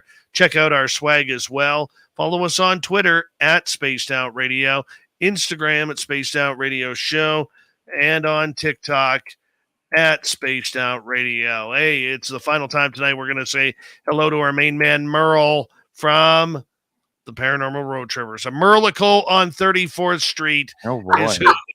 Oh, that's the best one. A Merlicle on 34th Street. Strong. And we are joined from hauntedhistorybc.com, Victoria and Gina. All right, Merle, take it away, buddy. So you got a book. Sounds great. Everyone needs to buy it and read it. Everyone. Now you're also working on a magazine. Well, oh yeah. So this is the magazine. Oh yes. Okay. Hybrid. It's a hybrid. So this is That's awesome. the very first. We wanted we to got first some do flyers. I think it was like a sort of like a paperback, but then we were wanting to put some more photos in there as well. And we figured how we're going to do that. So, and then we got the idea, well, let's do a hybrid. Let's do like a coffee table book and a magazine Cool. spot. So, Okay. yes. And it just worked out for us this way. Yeah. And then we figured out we're going to do several volumes then. Yeah, because we looked at, the fact that there's a few paranormal magazines out there, but they're all in the States and the UK. So we thought, let's launch a Canadian one. How hard can it be? Yeah. It was a daunting task at first. It took us about a couple of years, like to really figure it out. Well, yeah, because we didn't know it was going to be a magazine till like maybe 6 months before we published it, because we thought, okay, how are we going to put this into like a book form? And so then we thought, oh, let's do it. Plus, we have so many locations that if it was a book, this thing would be like an huge. encyclopedia. It would be ridiculous. So we thought, well, let's break it up into things, because we have cemeteries we want to cover. We have all kinds of places we want The to. buildings. As That's you awesome. Yeah. So yeah, we have stories. So yeah, we're just writing away. Tell us the story of that doll behind you and what you've experienced with it. The doll. That one there. There it Okay, is, everybody, yeah. that's the doll. Because you had that doll the longest, right? And it's still here. I It think came it's because back. Merle doesn't want it to bring it back. It came back. So the doll, I Well got the played, doll Merle. in December of 2021 was actually when I had the doll first. So it's been lingering for a while now. Mhm. But I had it, and the story behind it is we a bunch of us passed it around. So Merle had the experiment of all of us not knowing who had it or anything like that. So I had it for a while, my sister had it for a while, and other groups had it. We still don't know who all the other groups are, because there will be a reveal at one point. But Yep. I had quite the experience with the doll. Even like a 10-15 minute where it was a REM pod, EMF going off and on when I was asking questions. So there was like actual responses, which was amazing, because never had seen that happen or had that happen other than on TV. And you got it on. I did. I got it on video. I had to like sometimes rush because the REM pod was going off, and I'd ask it. But I got some good, like probably 3 or 4 really good videos where it was 10, 12, 14 minutes of like back and forth going with this spirit that's attached to the doll. I guess I'm going to say. I felt it was a male entity of some sort. At first, I felt negative about it when I first got it. But as you know, as it sort of lingered here a little bit longer, I felt like it just wanted to kind of talk. There was like kind of a sadness and that's kind of what I felt from it. So it was a very eye-opening experience because I've never had that really happen with a haunted object. And I had the doll for about 3 days.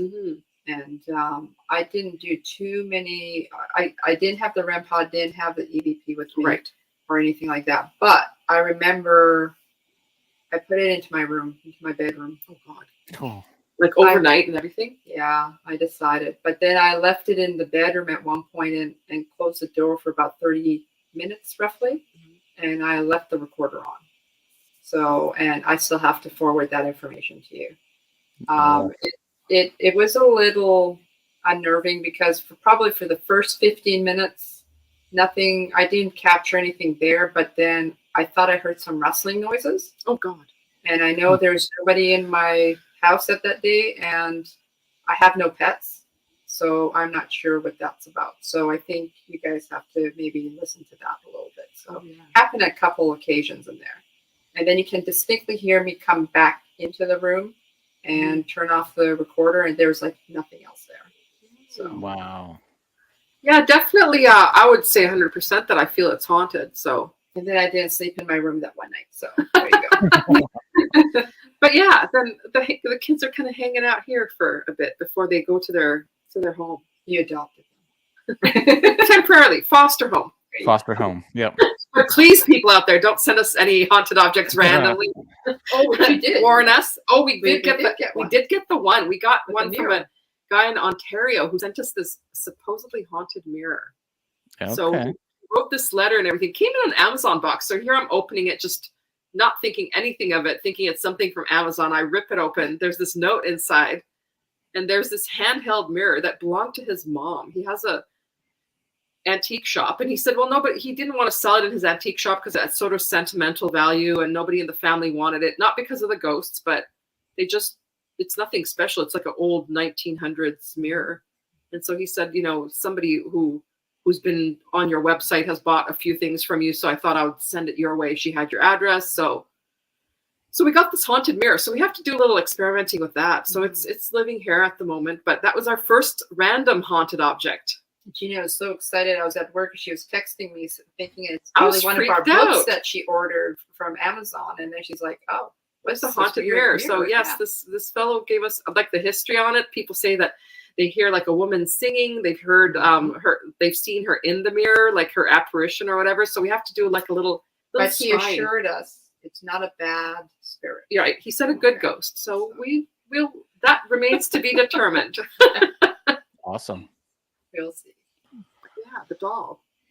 In British Columbia, is there a lot of nasty spirits? Is there a lot of dark spirits that are out there, cranky spirits who are just out there to be jerks? Have any of you ran into jerks out there? We haven't. No. No, so far nothing super negative. Sometimes a little like it spooks you because you're not expecting certain things, but nothing attached either yet. No. No attachments, nothing super creepy, nothing that really turned us away. Now I know, Merle, in your interview, you mentioned your very first house that you ever investigated. That was an interesting story. Which one was that? The one in Maple Ridge. Oh yes. Jeez. Yeah, that one was not. That one did not seem to go well. No, that was the one where we got an EVP with a couple F-bombs in it, if I remember. Yeah. Yes. So that I really enjoy doing residential houses. Like yeah, see, we don't do many of those. We've done a couple, but just mostly because we've known people through somebody, but not our forte. So we're not really into the ridding your house of spirits or anything like that, or interesting, but What's next for you guys? What's on your plate?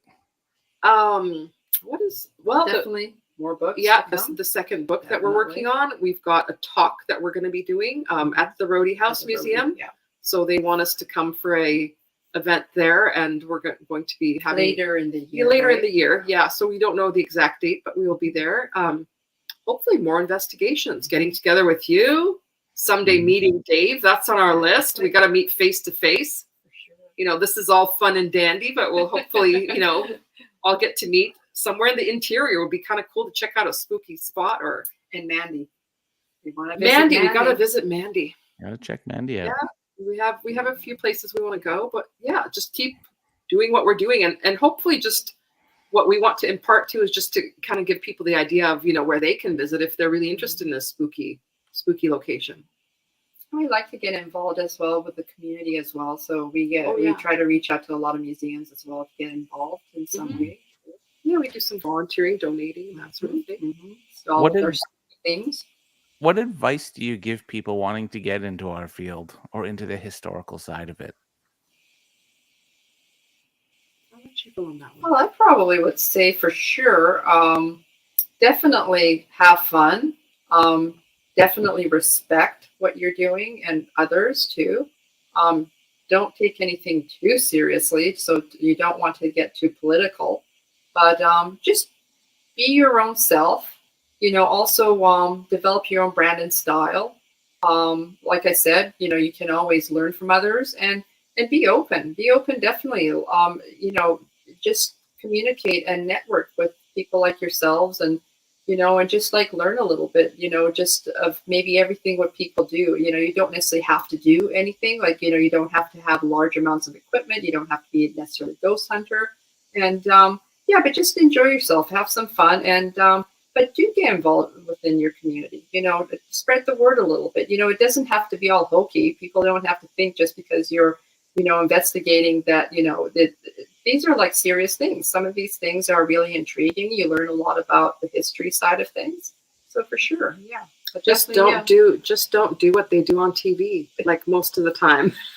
That's not real life. A lot, you know, when you're out there, you don't always get all this activity. But yeah, I would just say, just be your own person, you know, and but definitely reach out. And I love the whole concept of getting out there and reaching out to different communities and also different groups.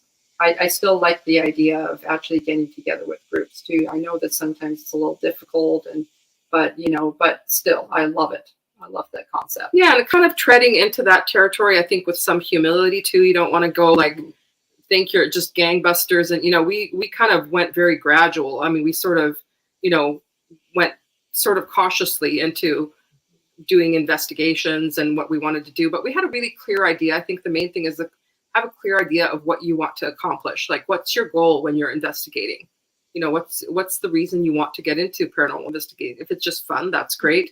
But I think even with that, you just have to be really careful with how you conduct yourself. So just either whatever realm and however seriously you're getting into it, just always be respectful wherever you're going, and you know, just be aware that you're somewhere where that's really an honor and privilege to be. Like if you're in a haunted location, and you know, might not always be there all the time either. So just be aware that you're kind of making history too. So We all are. Mhm. Anyways, like when we do all our documentation and photography, we're all Mhm. making history.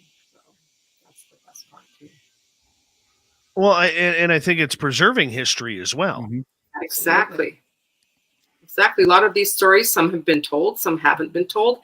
But even if the ones that have been told, I think we're telling them through our eyes. So it's a different perspective. It's, you know, Merle can walk into a place, same place that we walk into. His experience might be totally different than what we experience. So there's no harm in going to the same locations, and, you know, it's not anybody's territory, and whatever you experience, you experience. So we can all compile that, you know, if you want to call it evidence or experience.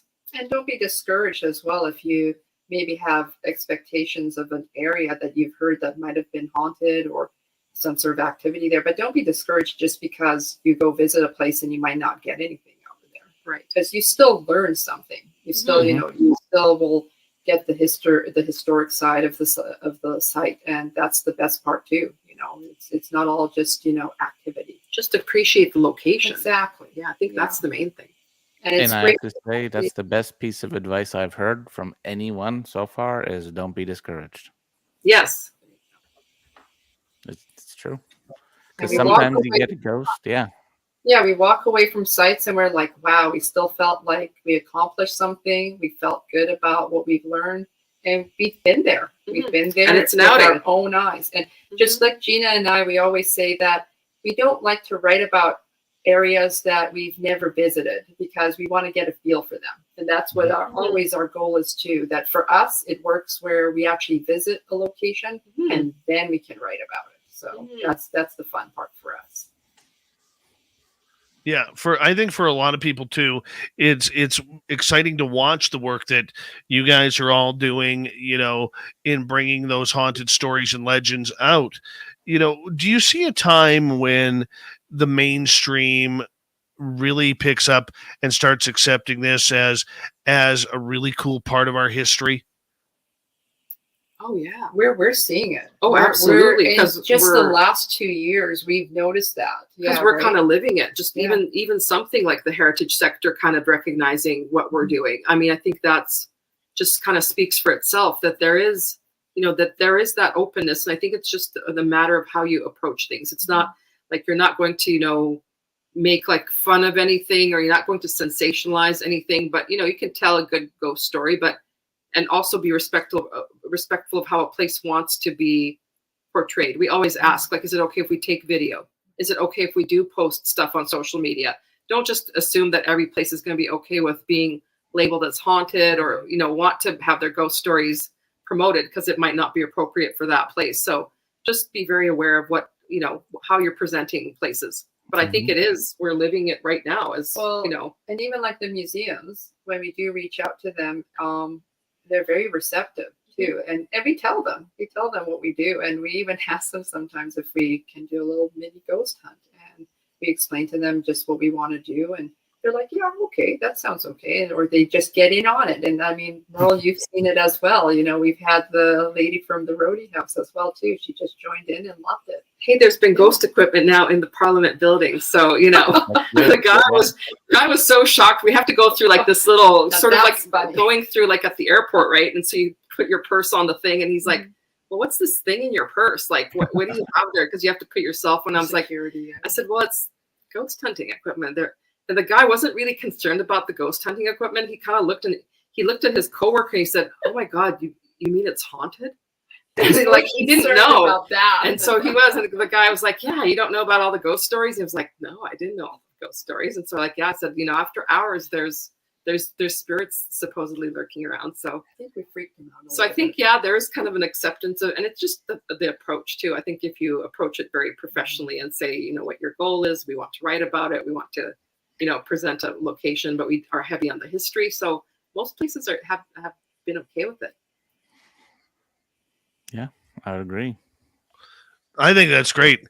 It just goes to show how many people, though, are naive to the fact that there are big buildings out there that have been standing for 100+ years that have ghosts roaming around them, whether they're hotels or Parliament buildings, government buildings, museums. Because everybody, I think, labels it this is a cemetery thing, or this is a museum type of thing. Mm-hmm. Or all hauntings happen at night. Exactly. No, Yeah. there's hauntings that happen in broad daylight. We've had it happen. And then how many times I kind of think, like, how many times do people experience seeing a ghost, but they don't know they saw a ghost? That's kind of mind blowing. Just think about that, people. Like maybe you're encountering somebody, but it's not a living, breathing human being. You might be at the Empress and see somebody with a top hat. Well, how do you know it? You don't know. Was he in character, or was he here in the 1800s? Exactly. I know. Yeah. Oh yeah. So where do you go from here? Now that we're on the back end of 2022, that's just started. What's the goals to accomplish here, ladies, before the end of the year? Get our second book out. That's coming in the fall. So that will be the next big goal, and just keep continuing networking with people. I think that's a great thing that we've got going right now. We love doing podcasts and radio shows. We do several of them. So it's kind of nice to That's always fun. And getting involved in the heritage sector as well, helping Yes. them out as well too. I know Yes, we do volunteering. they run events too at certain seasons as well, like especially during Halloween. And we're Mhm. always donating things, items and stuff like that too, just to help them along too if they want to do something like online, like a contest. Mhm. So, but we're always getting involved too with the museums too. So Oh yeah, that's it's cool. lots of fun. Yeah. I guess continue having fun. Yeah, That's what you want to do. Most more ghost hunting Find some as more well. ghosts and find some more cool history and Get meet out some there. cool people. Yeah, it's Exactly. always great. Cool. I love it. I love it. Merle, how about for you? Where's your travels leading you as we got about 4 minutes to go here? My travels lead me to the States quite a bit, actually, over the next 4 months, 5 months, helping a friend on a project down there. So we're going to a lot of cool locations. Like we just went to St. Ignatius Hospital in Colfax, Washington, a couple of weeks ago, which was really fun. I've been working with a crew up here where he's been filming. We've acquired a new haunted doll. Shocking. That we've been doing research on with the actual family of the doll. And that should be coming out pretty soon too. I think we've seen pictures of that doll. You have seen pictures of her, yeah. Okay, now will this one circulate as well, or? It's up to the family. Okay. I only have the doll now because she wanted me to have it out of her house to see if the doll has action. But if I can let people have it, we'll see. We'll see in the next couple weeks. And rightfully so. It's very old too, so you just kind of want to preserve like it's a old artifact. So it is maybe not necessarily one to be passed around. So. Mm-hmm. And we're going to Nevada, Dave. We're going to Nevada in August. That's what we got going on. I think it's funny you don't travel to Nevada with me. Oh, here we go again. We're traveling 2 times this year. Merle's 0 for 2, but somebody else asked him to go to Nevada. Oh yeah, when can we go? Let's book right now. Let's make it happen. Oh yeah, March. Yeah, March 2023. Or is it May? It's May. We're going in May, right? Uh-huh. Right after Alaska. Well, May will be at least a little bit cooler than August. Oh, geez. Yes. Holy smokes. Yeah. That's good. Yep. I love it. Ladies, do us a favor as we got about 2 minutes to go here. Take the time. Tell everybody where they can find your books and magazines, your website, what they can find on there. Okay. And your social media. Well, the books you can find actually in local stores. We're on Western Sky Bookstore out in Port Coquitlam. There's Tombs and Tales. They're out in Pitt Meadows. So, and then we're also aiming to get our books out in Monroe's as well. Yeah, Sorensen's has them. Sorensen's But has you can them. contact us too. Just email us. We have a good supply of them. They will be at some point. I'll put them on Amazon. I've been kind of holding off. I'm not a great fan of, but And you can always reach out to us as well. We're both on Twitter and also on Instagram. So you can always DM us, and we're happy to as well ship the information and all the other goodies if you guys are interested. So hauntedhistorybc.com. That's right. And where can they find you on social media? We are on Instagram. And Instagram. Haunted History BC, or Twitter. We're at Haunted History 2. Like the number 2. Yeah. Merle, how about yourself? You can find me at the Paranormal Road Trippers on Instagram, Facebook, and YouTube. Go watch my Mandy the Haunted Doll video. It's awesome. Ooh, yes, that one was creepy. We watched that one. Yeah. The hair thing, the whatever happened there. Yikes. Yeah. It was legit. Whew.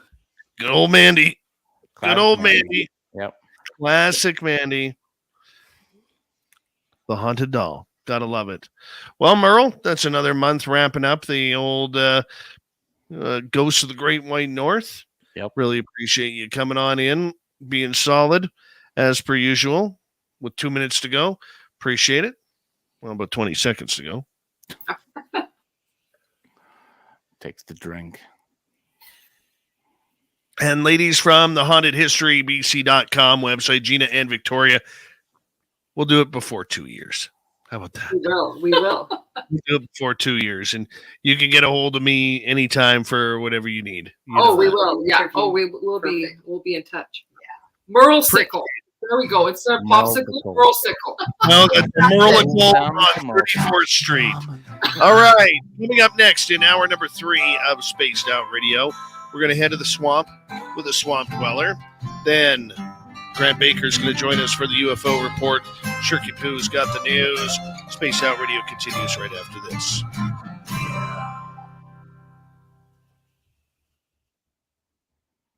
All right, we're clear. Great show. Strong show. Hey. Awesome. Great show. It was That's what we fun. do. Holy smokes. Great That flew catch. by. You guys. Merle. Want to see a nice mustache? Right there. Look at that. There you go. Strong. He was totally petting his mustache before he came in. Getting You ready. guys got me, man. I can't believe it. I wasn't ready for that. Thanks. No worries. Shade bars, so it's hot out. Nice and smooth. I care about the mustache, man. Yeah, that's what a solid lip blade looks like. And I'm going to tell you right now, you throw a couple cocktails in this man in downtown Vegas, and he looks and acts just like Freddie Mercury. Oh man. The show must go on. Hey, you know what? Even Ringo Starr out there in a leather, I don't know what you call that, but he couldn't even compare to the Superman suit with a mustache. Oh, yeah. It was beautiful. It's a beautiful moment that Merle will never have because he doesn't go to Nevada with us. He's better. He's better. It's okay. Hey, Merle, can you smell this? Does this smell like chloroform to you? And then we'll just take him with us. There you go. There you go. That works. Grantavius, you can entertain. I'll be right back, buddy. You got it, my man. Holy smokes. How are you guys doing tonight? We're good. We're good. Oh, this is amazing. Now, where are you stationed? Where are you at right now? I'm in Southern Oregon. I'm at the PNW. Oh, Yeah, I live nice. I live within eyesight of Mount Shasta. Oh, cool. Oh, awesome. Yep. You. Yeah, I've been living around Mount Shasta my whole life. I mean, I've gone other places. I've lived on the East Coast for, a year or two here and there. I mean, I'm in my early 40s now, so I think 38 years of my life I've been around this mountain, and I've seen some interesting stuff. I was going to ask, what have you experienced with Shasta? Oh my gosh, man. So what's really interesting is when there's not a cloud in the sky, and this one trips me out because I've seen it, I don't even know how many times, hundreds of times. Not a cloud in the sky, perfectly beautiful, bright day. I mean, there's over 300 days of sunlight where I live right now. Every year, it's an average. And then all of a sudden, out of nowhere, a lenticular cloud that does not look like any other thing I've ever seen before besides you ever seen Contact where they have those kind of weird spaceships that look like, it looks like a dome, except it's perfectly circular. And I got pictures of them. I mean, they're absolutely fantastic. I've met Bigfoot. I ran into him. I was within 25 feet of the guy, 30 feet of the guy. Like we locked eyes. You were out of your car. Were you out like in the open? I was in the open. Oh God. Yeah, 100%. I was in the open. In fact, I was right behind my house down there. So if you go to Redding, California, on the southeast side of the town, there's a place called, it's the Buckeye School District. So anybody that wants to look it up, just look up Buckeye School. I was just south of that same road, and then you kind of cut off before the road turns to the left. And back then, I lived on a dirt road. We had like 4 houses on my little dirt road, and there was a bunch of manzanita, and there's like a little canyon behind us. And if you just follow the canyon, you can kind of wind your way over to Shasta Lake. And I was playing in the red clay dirt. There's a bunch of manzanita, like I said.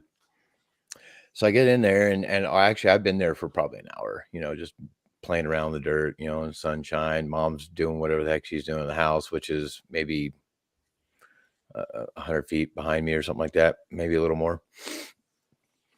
and everything went quiet, and I didn't really notice it. I was just like, that's kind of interesting. And for some reason, I just had this thought, what in the world's really going on? So I look to my left, and I see his legs first. He's actually standing behind a manzanita bush, and these bushes are, I'm almost 6 feet tall, so they're still taller than I am. And I look at the legs, and then I look up, and here is his face, and he's right where the branches are just kind of doing this. But I mean, this is the branches at the top of the bush, and he's literally just staring at me. Forward-facing eyes, normal looking face, a little bit broad nose. Did not look like a monkey by any means. The only thing that was really kind of exciting for me was, and I didn't even know that they had different colors until that moment. In fact, I've never met one. I've heard about them before, but usually they sound like a brown bear to me. You know what I mean? And like the patty, kind of like a brown, dark brown, something like that. This guy was gray, like a wolf. Yep, 100% gray. And he was just stuck staring at me, and I stared at him, and it seemed like forever. It was probably just a few seconds. I mean, I'd like to say 10 seconds maybe, but I think that even might be too long. And I didn't know what to do. And I had a little Red Ryder BB gun next to me, no BBs in it because I'd already shot them months before. So I just wanted to feel cool with my BB gun. And so I was on my tippy toes, and so I reached down for it, and he saw it. He knows gun, obviously, and he ran at a 45 right in front of me, 45 degrees perpendicular, and then turned and went straight away from me after he got far enough in the bush, and then he just disappeared, like almost dissolved. And the really interesting thing was the gracefulness that he could run.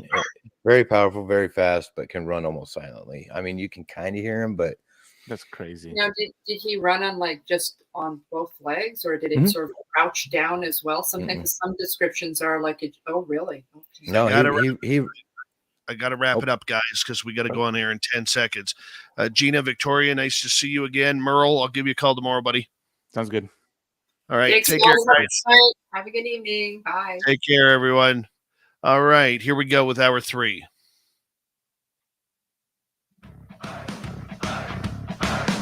Would you like to connect with us? Head to spacedoutradio.com for all your latest show info. Now, back to Dave Scott and SOR. Welcome back to the third and final hour of Spaced Out Radio tonight. Good to have you with us. My name is Dave Scott. Very much appreciate earning your listening ears wherever you are on this beautiful planet we call Earth. Hello to everyone listening in on our terrestrial affiliates around North America, digitally on Odyssey Radio, TalkStream Live, and KPNL. All of our archives are free. Join us at youtube.com/Spaced Out Radio. Do us the favor, hit that subscribe button. The Desert Clam has set the password for tonight in the SOR Space Travelers Club. Venji. Venji is your password. Use it wisely, Space Travelers, as the Clam sets the password each and every night right here on Spaced Out Radio. Our website is spacedoutradio.com. We have a plethora of features for you. Rock out to Bumblefoot, read Shirky Poo's Newswire. Check out our swag as well. Follow us on Twitter at Spaced Out Radio, Instagram at Spaced Out Radio Show, and on TikTok at Spaced Out Radio. It is time once again where we head to the swamp. Our resident swamp dweller takes us on another journey with another spooky story. Hi, Spaced Out Radio listeners. This is Swamp Dweller. It's time for your nightly dose of spookiness on the show. If you have an interesting encounter or a spooky story that you would like to share, be sure to submit them in at swampdweller.net. You can also find our YouTube channel at youtube.com/swampdwellerreads. Now, let's chill out, relax, and together, let's enter the swamp.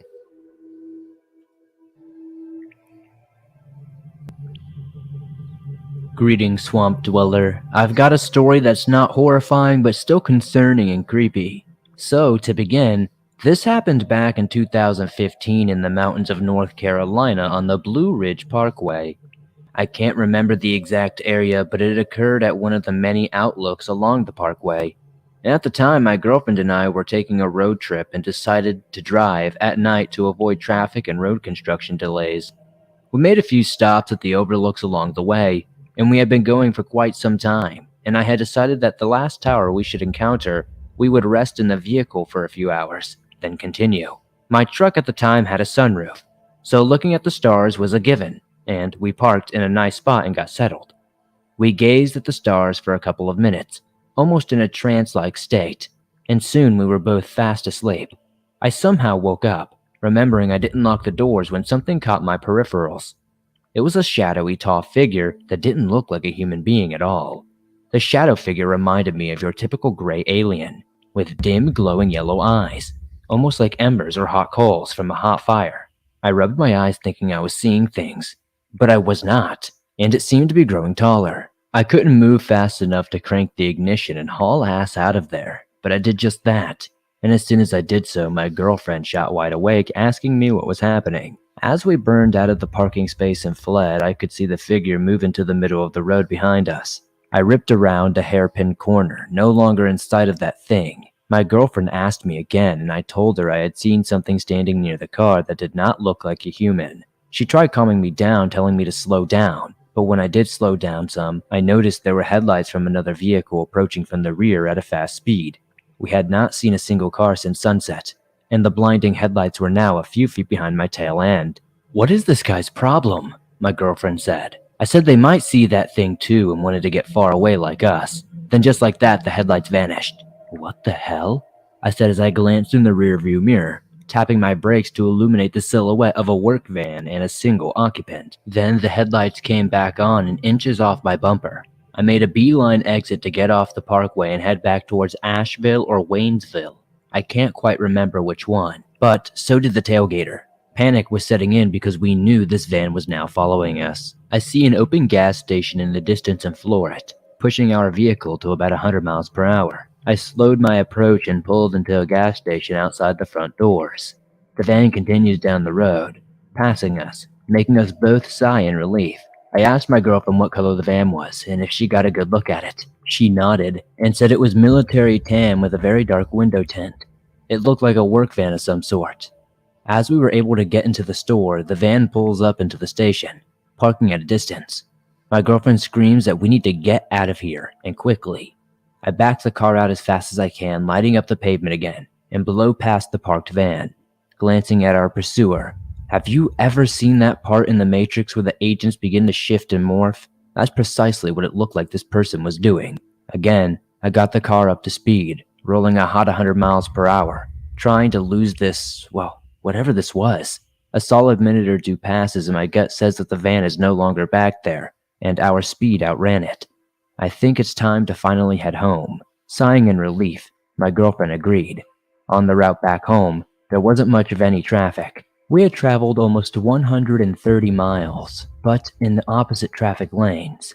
I saw an all too familiar van. It was the same one from that chase. How was that possible? I said, getting quite unnerved and antsy. My girlfriend said the same thing, telling me to stomp on the gas. I get off the highway and make a way for a police station. We make it to the station, park, and wait, trying to collect ourselves from this crazy episode. Across the street from the station, there was a car wash in a strip mall. My girlfriend speaks up and points in the direction of the strip mall, gasping, cursing.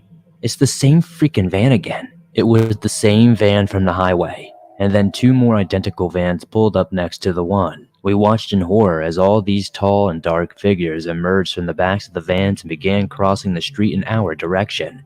I laid on my horn and started flashing my lights. I tried to do anything I could to get the attention of the entire police station we were parked in front of, to which 3 officers came running out, yelling, seeing if we needed help. As I went to look back where the figures and vans were, there was nothing, just an empty, dark parking lot. Oh, wow. The Swamp Dweller putting us in to Spooksville once again, and we appreciate him as Swamp Dweller joins us each and every night here with another spooky story. You can find more. He's got thousands of them on his YouTube channel. Go to youtube.com/Swamp Dweller Reads and get him from there. And don't forget to hit subscribe on his channel. All right. Let's bring in Grant Baker. He is here for the UFO report. Nobody's gonna know. They're gonna know. Nobody's gonna know. How will they know?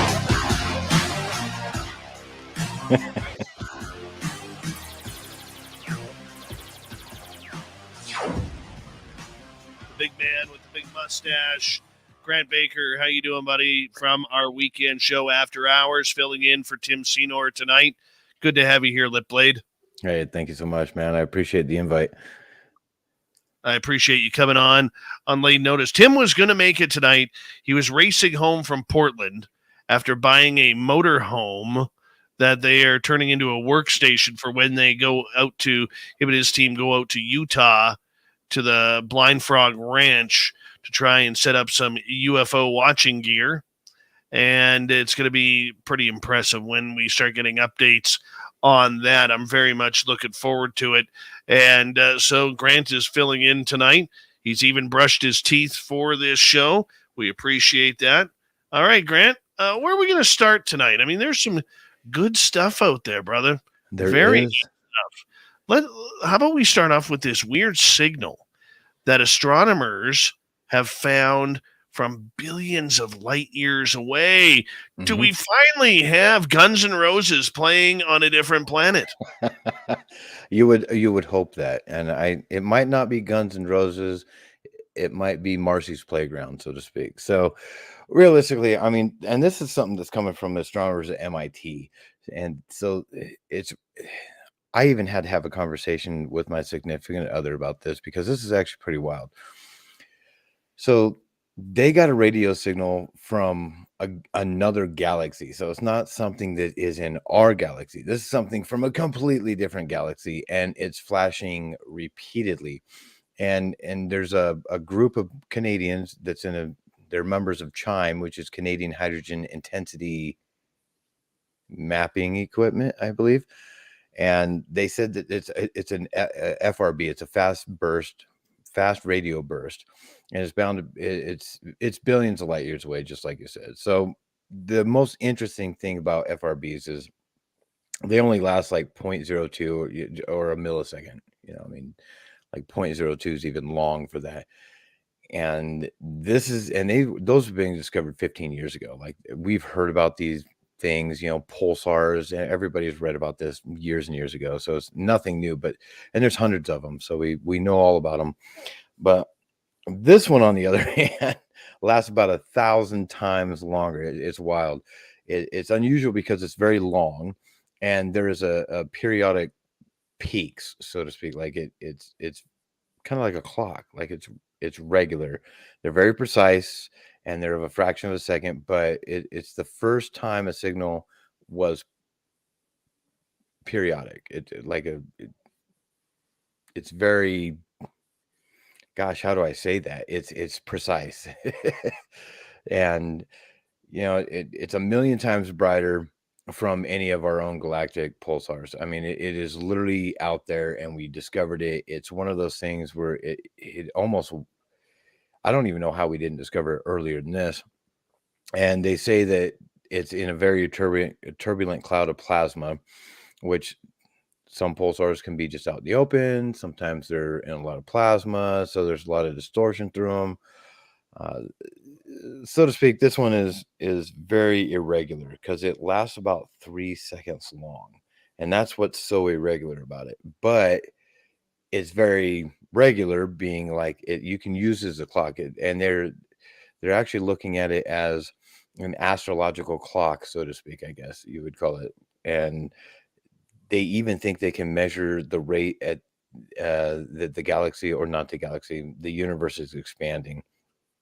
And so it's very exciting. And so the really cool thing is now that we have the James Webb telescope out there, that they're trying to find more of these signals. And they think there's actually a lot more of them out there. I hope there is, man. Mm-hmm. I really hope there is, because one of these signals is going to be what we're looking for. Now, of course, according to SETI, these signals never happen. We've never caught one, and there's nothing out there, and we're boring. We're the only ones here. But that's SETI, of course. I love this. I love the fact that we're pushing further into other galaxies looking for these signals, because all it takes is one. All it takes is one.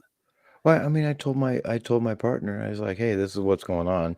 And of course, she's literally a doctor, so she has science as a degree.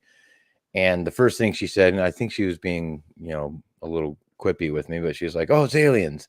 I was like, "Nah, this is something different. This is something it's pretty important." And so I think if it's aliens, it's not going to come across quite like that. And if it does, it's going to have an underlying current of some other signature that's in there that we can detect. But realistically, I hope this James Webb telescope that we have out there and all the sensors that we have are going to be able to pick up more of these, because there's going to be that one needle in a haystack, and it's going to be like, hey, here's our radio station. Hey, you're going to watch, Harry and the Hendersons in a different way. Yes. Yeah, except the human is Harry and the Hendersons are the Sasquatch. Exactly. I think that would be cool. Total role reversal there. But you know what? It is something that we do have to pay attention to. It's something that is going to be happening, like you said, more frequent as our technology continues to grow with, especially with James Webb. The satellite, and I think this is going to be amazing. I'm so excited about this. Not very often I geek out about anything NASA did or does.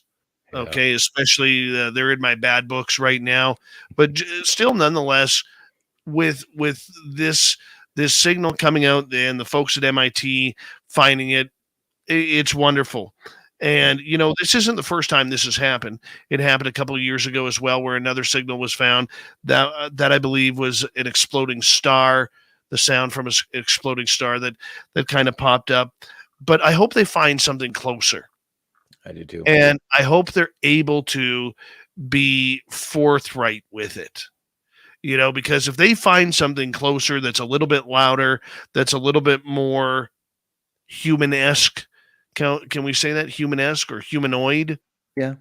Would that that's a be the good one. proper way? That's where I think we may get into trouble, because they may not bring that one forward unless it's caught by somebody or a group of people with a university who aren't told by the military or the government to keep quiet on it, man.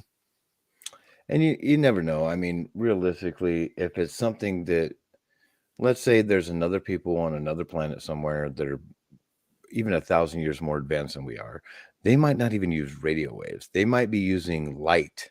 And I'm not talking about whatever that movie, I can't even remember the name of it, where he was a light being and he could travel back and forth on light beams. But literally, they could have a whole different aspect of how they talk. And it's just like a little chirp, and we just completely pass it by. But hopefully it's one of those things that it is recognizable to us. We're like, hey, this is very irregular. It's kind of like finding 90-degree angles on Mars. You see something like that, it's like, that was built, not natural. And so hopefully we can see it, or at least have the ability to see the not natural signal, and that would be great. I'd love the James Webb Space Telescope or any of the other sensors that we're coming out with, especially some of the radio antenna array that we have out there that are the size of 5 football fields. Hopefully we find something. It'd be great. I agree. All right, let's move on to the next story here, where the U.S. military has created a new acronym to talk about UFOs. I mean, really, another group, another acronym. Why can't they make up their bloody minds on this? Well, it's not that hard. How many people in the audience actually knows what AOIMSG stands for?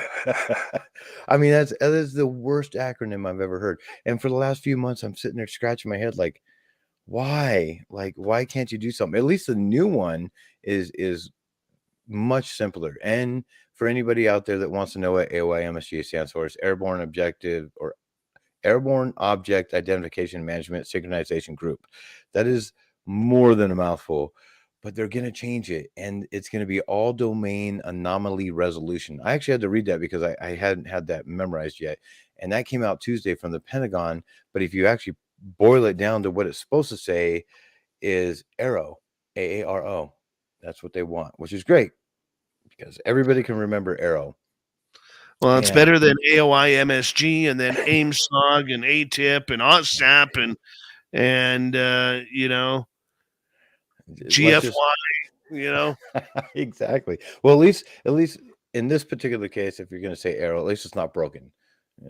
That's a scarier version of something that they've came out with. But I mean, when you come out with arrow, the all domain anomaly resolution, I mean, Sue Goff said that it's a renaming of AYMSG, and it's also like a mission expansion. So they're actually adding, they made the acronym shorter, and they're adding more to it, like on the mission of what they feel it's a better way to reflect and expand the scope of all the offices, which includes, oh gosh, UAPs from space, from the air, from sea. I mean, it's funny how they say it though. If you read the article, they're like, oh yeah, things that are anomalous in space, or things are anomalous in our physical airspace within our atmosphere, as well as things that are under the sea. And it's like, okay, so they're multi-medium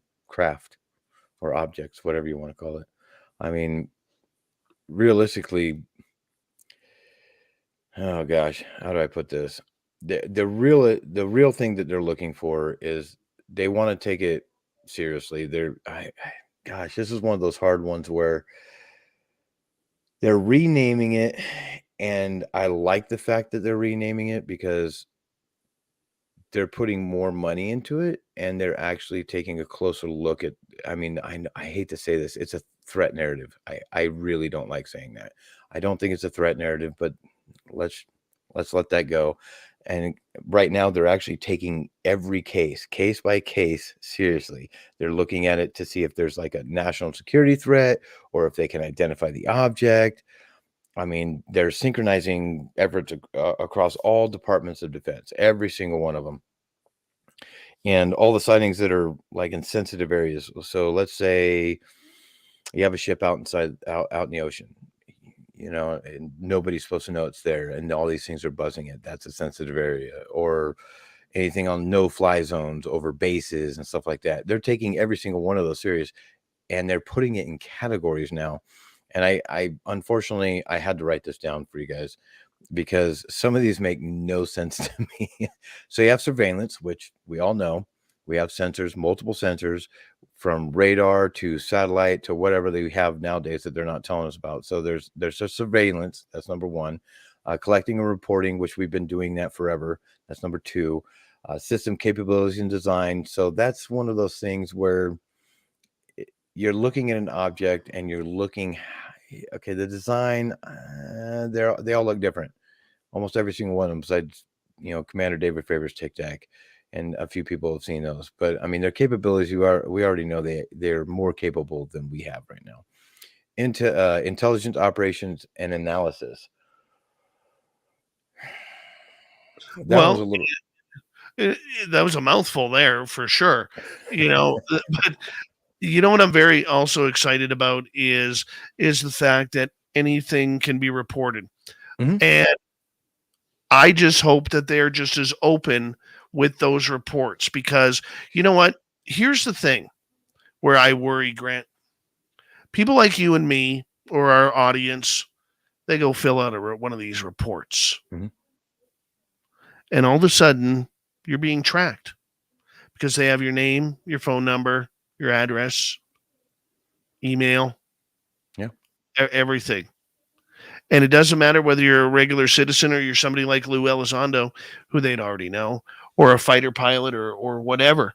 I mean, that's fine and dandy. What if somebody from Area 51 or Dugway or Dulce wanted to come out and say, are they going to be really treated the same? I mean, there's a lot of questions I have. Yeah. There's a lot of questions I have about this. When you say the transparency thing, and of course, when it comes to this, they say, "Oh, we're trying to do this for maximum transparency." Yeah, okay, but they're still trying to retain classified information on the sensors and everything else. Right. It doesn't make sense. It's oh man, it just doesn't work that way. Oh, we're seeing these things, but we can't tell you how we're seeing them. because we Right. don't want anybody else knowing about it. And then they have, one of the other things they were doing is try mitigation and defeat. It's like, how are you going to mitigate something you don't even have control of? How are you going to defeat it because we've never been able to bring one down? And then you want to put governance on it and then try to take in science and technology about it. It's like, dude, you guys are, it just doesn't make any sense. I don't get them. Yeah, I don't get it either, man. I really don't. But you know what? We'll continue the talk here on Arrow when we return. Arrow. Are you ready for Arrow? I don't know if I am. What the hell is disclosure anyways? Do they even care? We'll find out with the mustachioed one, Grant Baker on the UFO Report, coming up next.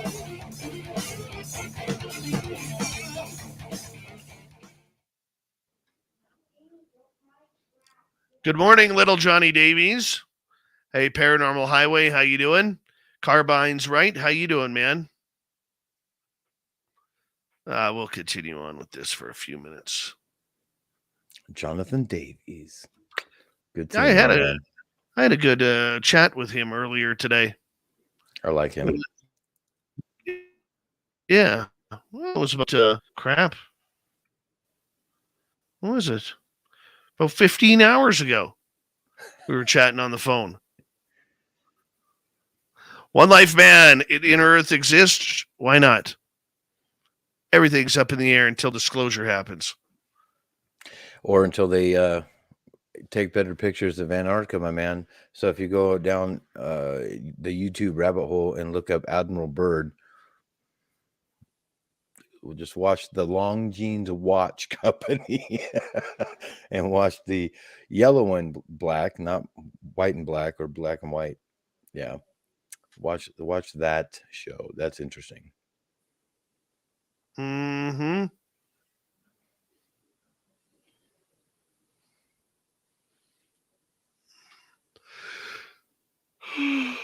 Oh, don't do that, dude. That's I know. I'm sorry. All domain anomaly resolution office. Oh my God. So why don't they just say, we hate you? There's a perfect name for it. We hate you. We hate you. We hate you. We hate you. I have the biggest craving right now, man, for a cream soda slushie. Oh gosh, that sounds great. Holy crap. Yeah. And this little bloody moth. Yeah. I may have to take off after the show and get a slushie. Oh man. I've already drank a couple beers, so realistically I can't drive, unfortunately, but I think I got some cream soda down in the garage. I can make a slushie. I can make one. I know my 9-year-old daughter can do it. Boy, cream soda slushie would be good right now. I can taste it. Yeah. Yeah, I can taste it right now. It's like, if we had a longer break, I'd go right now. You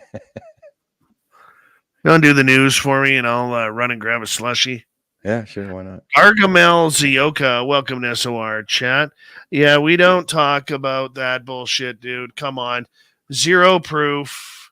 Okay, use your pedophile argument for someplace else. All right. Yeah. Either way. You started strong until you made that comment. Mike Bothwell, slush puppies. Fuck.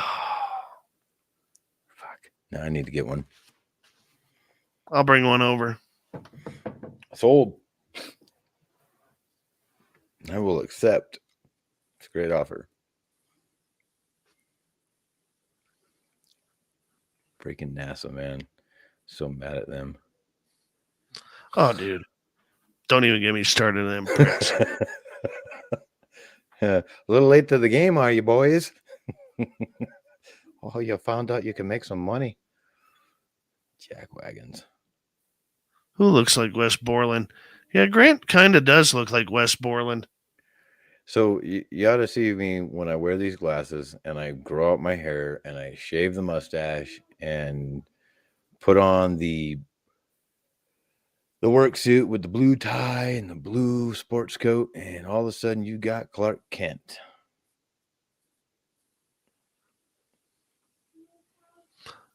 You know who Wes Borland is, right? No, I don't. Lead guitarist of Limp Bizkit. Oh. Guy who does all the body paint and weird outfits and everything. Mhm. Yeah, I could see that. That's a good call, Michael Bothwell. Good call on that one.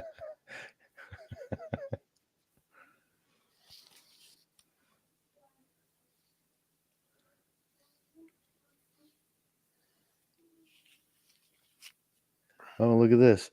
36-year-old divorced mom. Don't you love these text messages? Oh, Ready yeah. for fun. God. They never turn out to be real. Oh, no. They're all scams, unfortunately. I'm just kidding, but 20 seconds here. Thank you to Smithy, Lala ×2, Ghostly, Thomas, and Vaughn for the super chats. Thank you to everybody who's given us a thumbs up tonight. If you haven't already, do so. It helps with our algorithms, especially if we can hit 100. And here we go, everyone.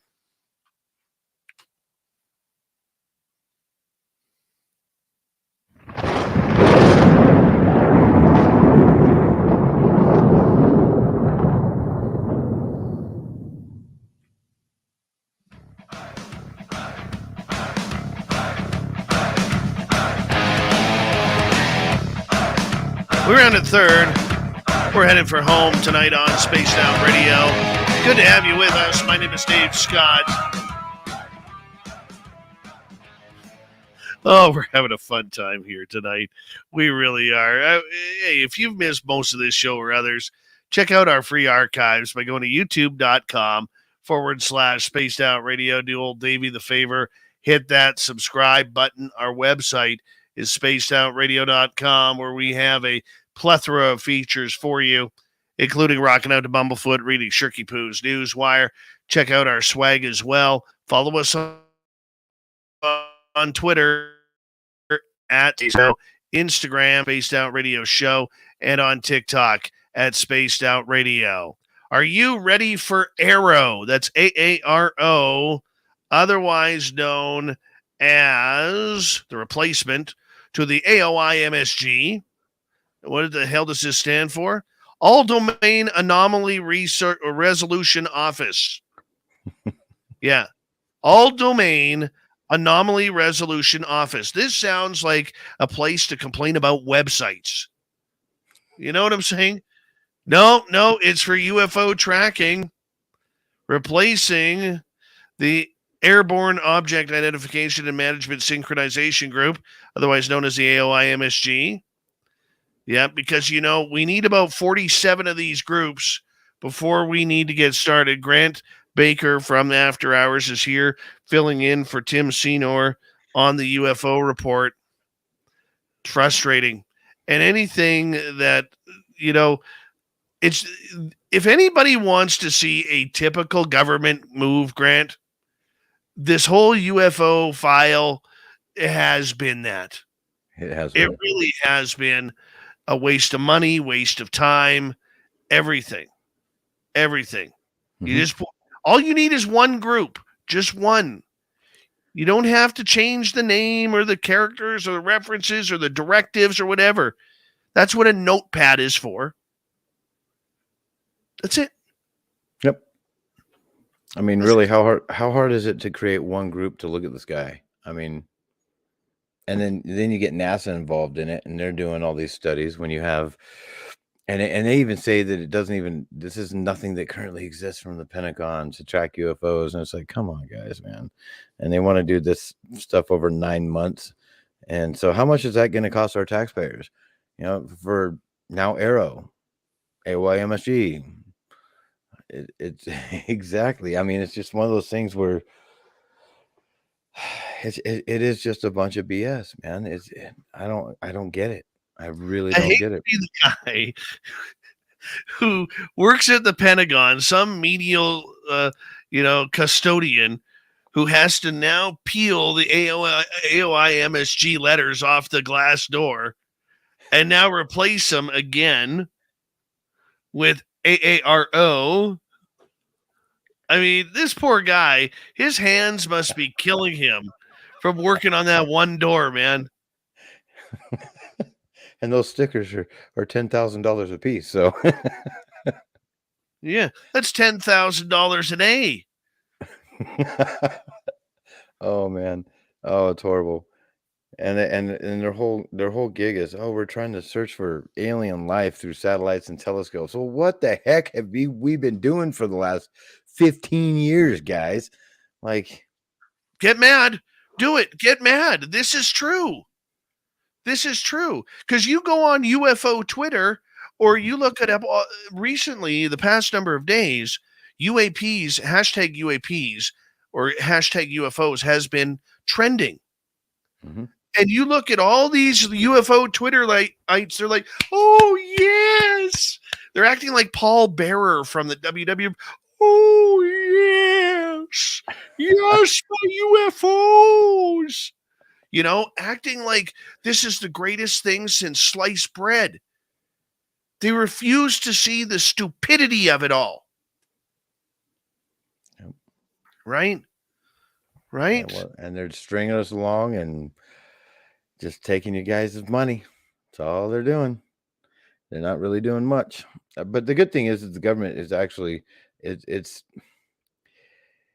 most of the world's looking at the United States government where they're just like, okay, what are they going to do next? I mean, it is kind of I almost said something bad. It's a clown show where everybody's waiting and they're not getting much, but we are getting some things. You have senators that are taking it seriously and trying to get us or the United States government or the DOD to be like, hey, our military, open up, man. Come on, guys.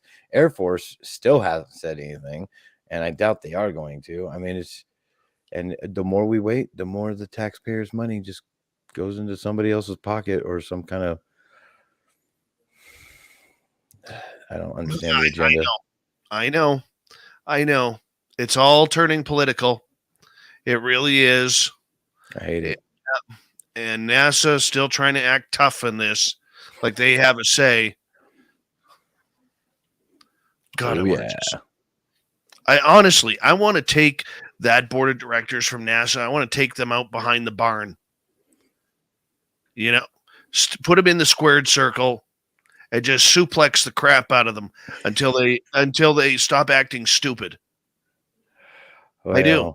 You can't fix stupid, unfortunately. So, and I don't know. You can with a good pile driver. Oh my goodness, that's the cowboy way right there. You can. I'm telling you right now. You get them. You come off the top ropes, my man. We'll get her done. That's the old school way. You know, old school way. Make it happen. But anyways, we got one more story here for tonight, and that is, we're sticking with NASA. Internal discussions of UFOs in newly released documents. And I know I'm about to get pissed off with this, so I'll let you go first. Well, we got another, FOIA request, and this is about internal emails that they've been talking about UFOs, including an invite to an event called Extreme Acceleration by UAPs. I mean, put that all in caps. This happened, on a Tuesday. And the calendar, it was in a calendar event. It was when you put an event in your calendar on your phone and stuff. But anyways, doesn't matter. It was about Bill Nelson's calendar, and this is in March of 21. But in May of the same year, an email was sent out inside what they call that internal distribution. And it has to do with the search for life and techno signatures of UAPs. So that didn't make sense to me when I read that, because you're talking about life and techno signatures, which I thought was supposed to be on different planets, but then they say about UAPs, and I'm like, okay, that's fine. Maybe they're just trying to see if someone's actually inside the vehicle. Either way, I mean, their whole goal in life is to find people out in the universe, somebody other and us, but they haven't found it yet. I mean, it's just all this jargon. Oh, we're going to have this. We're going to have an internal meeting, and everybody's got to sign up for it. And it's going to be about finding life in the universe. But we haven't found it yet. But we're looking to see if we're alone or if there's life on other planets and even moons, which I thought was interesting that they actually put that in there. I don't want to go down that rabbit hole, but let's go down that rabbit hole. Let's do it. You want me to? So there's. You know what? I'll tell you. I'm going to jump in here because I'm already mad. I'm already mad. Okay. The fact that NASA and their executives from Bill Nelson on down have the audacity to even say that in conversation, whether it's through themselves or their PR people and their communications people, I really don't care. Okay. Stop playing the public for fools. You have astronauts from Gemini right through to today who have had encounters with UFOs. You have the pictures. You have the reports firsthand. Stop playing us like we're stupid. Bill Nelson, I know he's new.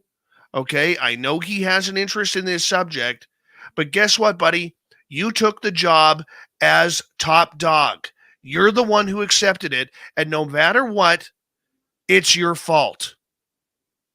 The big dog on campus always takes the fall. That's what you sign up for. Okay? When hockey players or football players or baseball players aren't playing for their manager takes the fall. And they bring in somebody new.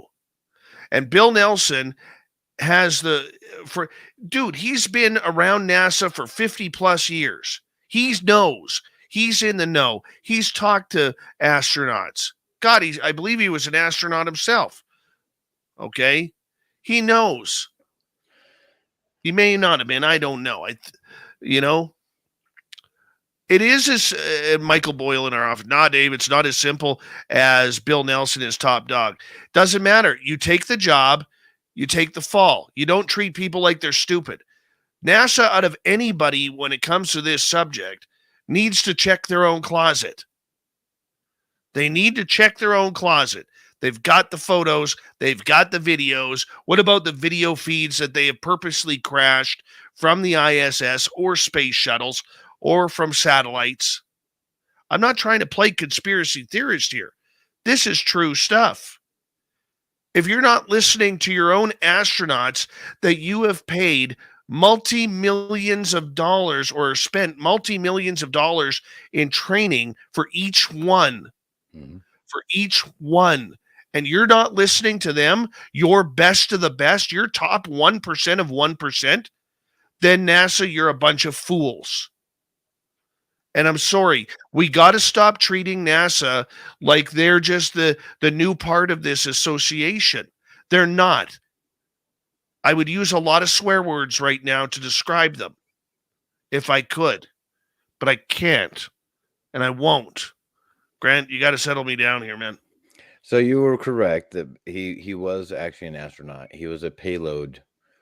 He did something with payload on one of the flights out there. But anyways, I mean, you're correct. If anybody wants to look back at any astronaut, including, I mean, you can look all the way back to Neil Armstrong and Buzz Aldrin, and when they were asked questions, I mean, do your own homework, get on there, read the transcripts, watch the videos, and watch these guys' faces. Something's wrong, and they're not. And I don't want to hear any kind of we didn't really go. I'm not going down that whole rabbit hole, that whole conspiracy theory. I think they were told, hey, don't tell anybody what you saw. I mean, it's one of those deals. I think they know. 100%. And this is just a bunch of baloney. Yeah. It's a bunch of baloney. I don't want to. I don't want to get as mad as you do. So I'm, But... No. We got time. We got like 2 minutes, man. We got time. Tell me how you feel.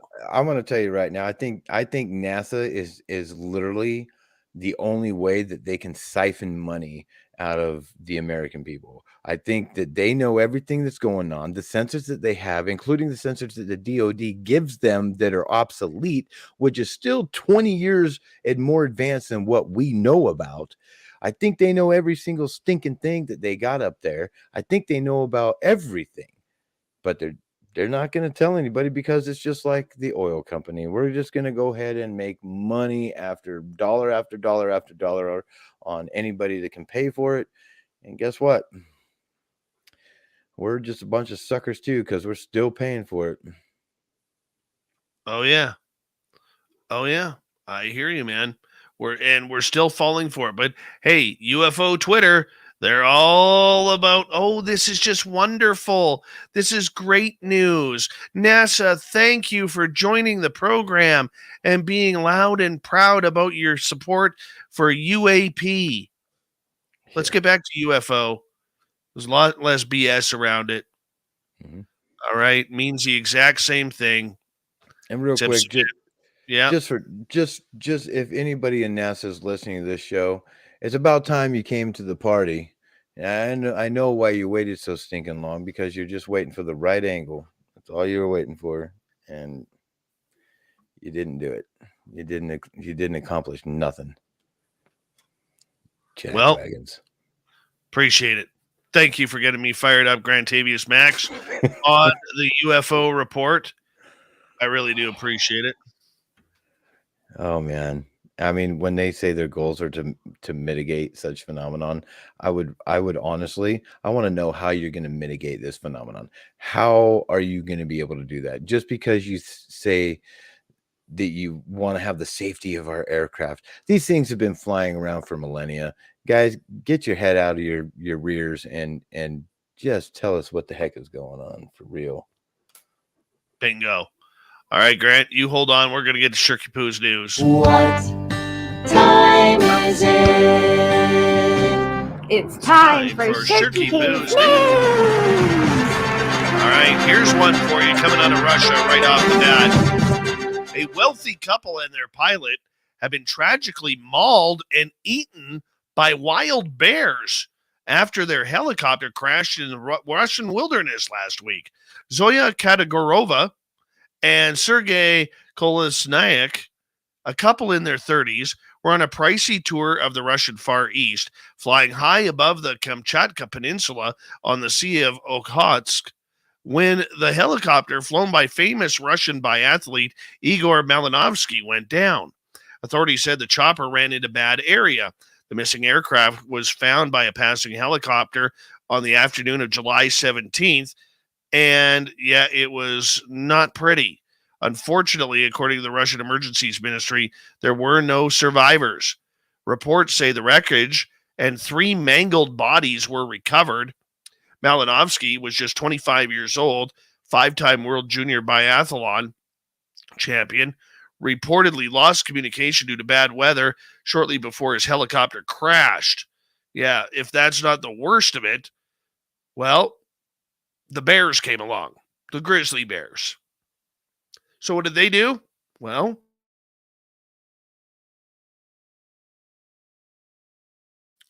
they decided that they were hungry. And they had some appetizers. They had a full meal deal. And they tore the bodies apart for at least 4 hours. Yeah, a dying bear reportedly mauled and killed a hunter in Russia recently as well. So apparently they're not feeding their bears properly. They're going after humans. Yeah. Either way, bad way to go. Bad way to go. Okay, who's a fan of Arnold Schwarzenegger out there? Well, apparently his former co-star Miriam Margolyes is not. Here's why. Back in 1999, they filmed the 1999 horror movie End of Days together. And Margolyes claims that Schwarzenegger was actually quite rude during the shoot. And the Brit thespian then dropped a bombshell allegation that Schwarzenegger literally walked up to her on set and farted in her face. You can't make this up, people. You cannot make this up. Yeah, I didn't care for him. He's a bit too full of himself, Margolise says. He farted in my face. Now, she says, of course I do fart, but I don't fart in people's faces. He did it deliberately right in my face. Would you take that from the Terminator?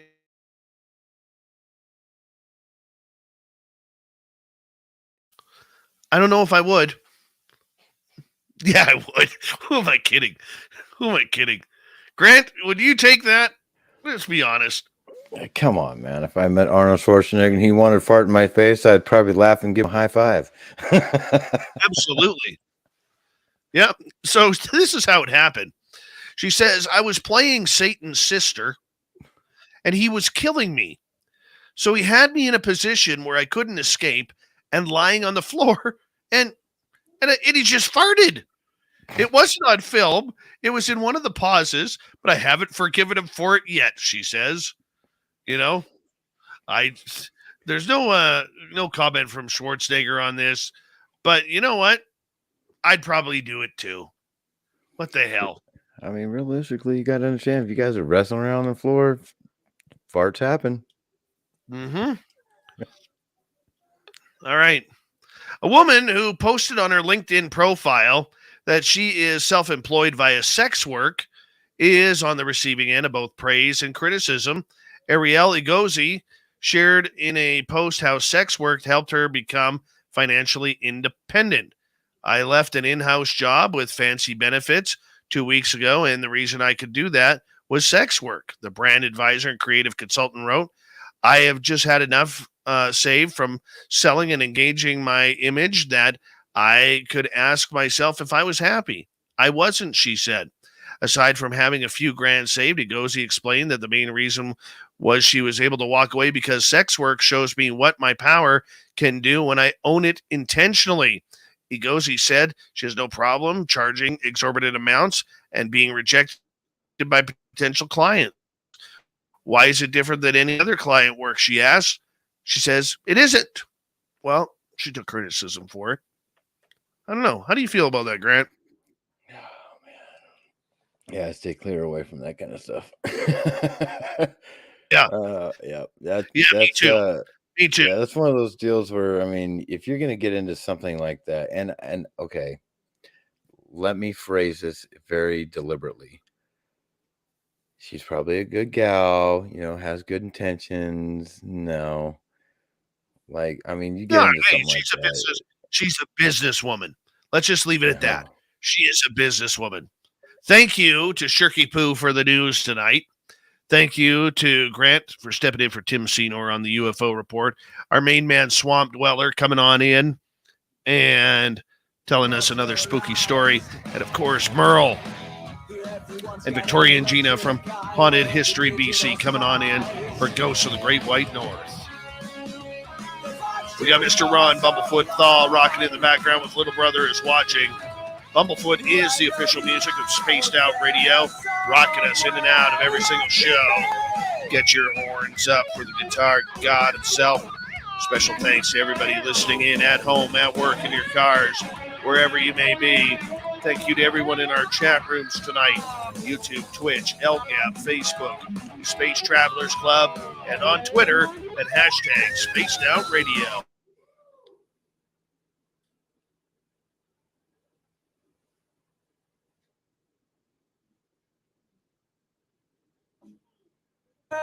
Remember, this show is copyright by Spaced Out Radio and SOR Media Ventures Limited. Thank you so much for choosing to share your evening with us, because together, my friends, we're watching. We own the night. Mr. Bumblefoot, we need a favor. We need you to take us home.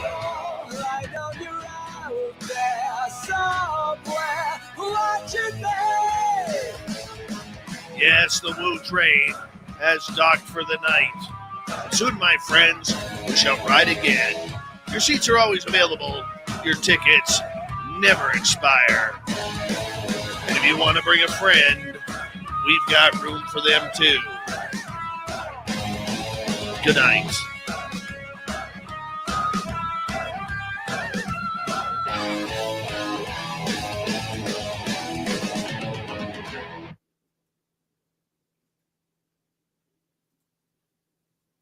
All right, we're clear.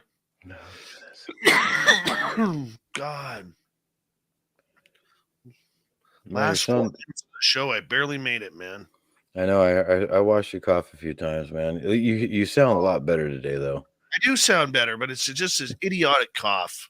Oh yeah. Well, that means you're getting over it, because then you're gonna cough all the rest of the crap out. Oh yeah.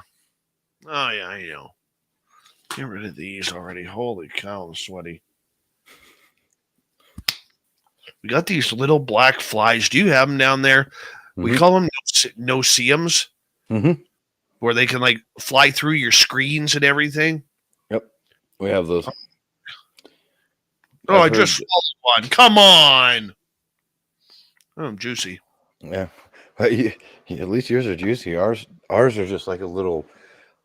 They don't taste like anything. They're just like little tiny. I don't know what the heck to call them. It's like you just had a little piece of fuzz in your mouth. Yeah, that's 2 I've eaten today that I know of. Oh yeah, we have these things called midgies where I live.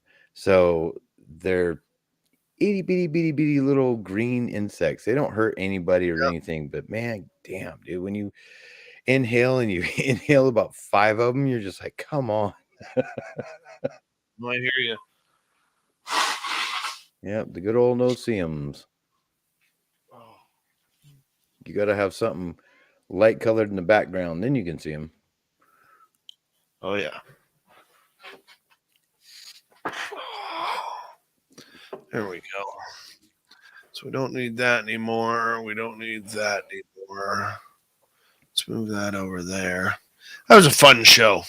Yeah. Yeah. NASA still sucks. Yes, they do. NASA still sucks. NASA still sucks.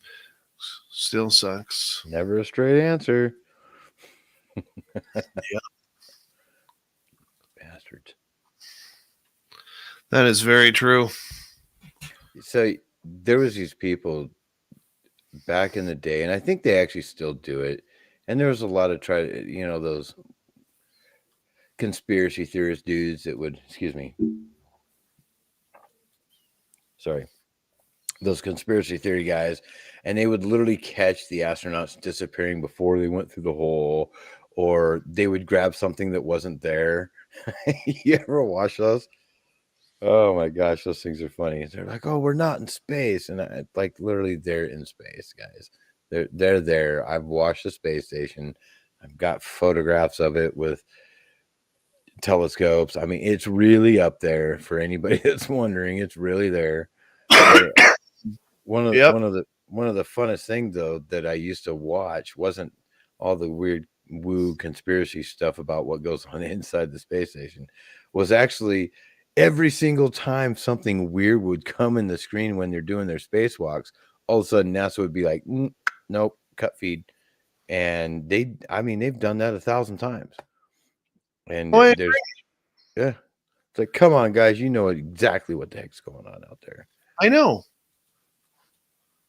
Look, before Bill Nelson, okay, and Cherry Pepsi Mike made a good point earlier that, he was kind of elected into that position, and that's great. Okay, but my argument to that, and it isn't a slight against what Cherry Pepsi Mike was saying, is this. If you're read in, don't talk about it publicly until you know. Because Bill Nelson's mouth, in my opinion, and for all intents and purposes, he may be a good guy. He seems like a good guy. For a bureaucrat, he seems like a good guy. But shut up, man. Okay? On this topic, shut up, because you know what? The only thing protecting Bill Nelson right now is the mainstream media has been a bunch of morons and hasn't called him out on his stupidity. of the subject. And all it takes is one question. Bill, have you checked your own files? No. Obviously not. Obviously not. I agree with Joe Monk. Bill Nelson is a dink. And and I hate it when I watch on this is where I go nuts during my day that people don't see. Okay, I go nuts because I see people, and it's not everybody on UFO Twitter, and I know I'm ballparking the entire or thing. Okay, but I see people out there tweeting about how awesome this is about NASA, and we need more of these groups getting behind it. Look, you can get as many groups as you want behind it. Okay, that's fine. But if they all have an agenda and you don't call out that agenda because the mainstream media doesn't know a UFO from a cherry Pepsi bottle, okay, they're going into the stores to try and interview Tic Tacs. That's how dumb they are on the subject, right? Bill Nelson's in the know. He may not be in the know what NASA has, but it would be extremely naive of him, Cherry Pepsi Mike, to not have any clue whatsoever after pretty much 50 years within NASA. It's like believing that SETI hasn't caught a damn thing. What did you see his post about Buzz Aldrin 9 hours ago on Twitter? You should look it up. It's Well, I'm kind of busy right now. You want to look that one up for me? Yeah, give me a second. I know you're allergic to Twitter, but help old Davey out. I'm not allergic. I'm just ignorant. Okay, hold on a second.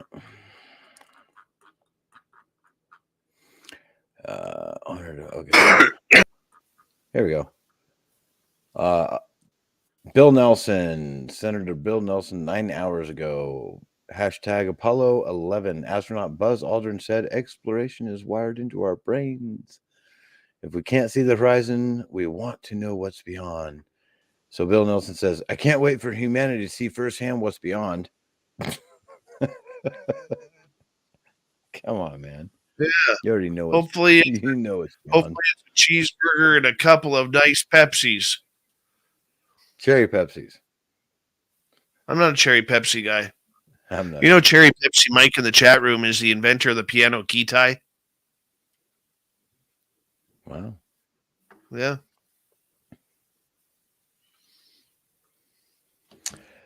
Jonathan Davey says. So he calls himself the original. Oh. Can't make that shit up. So Jonathan Davis says, we need to know what Mellon and Robert Powell presented to NASA at the event called Extreme Acceleration by UAPs. Yeah, that'd be nice. If I was a fly on the wall, believe me, I'd tell all. So any kind of DOD, government, anybody that wants to come talk to me and clue me on to what's going on, I'm telling the world, so.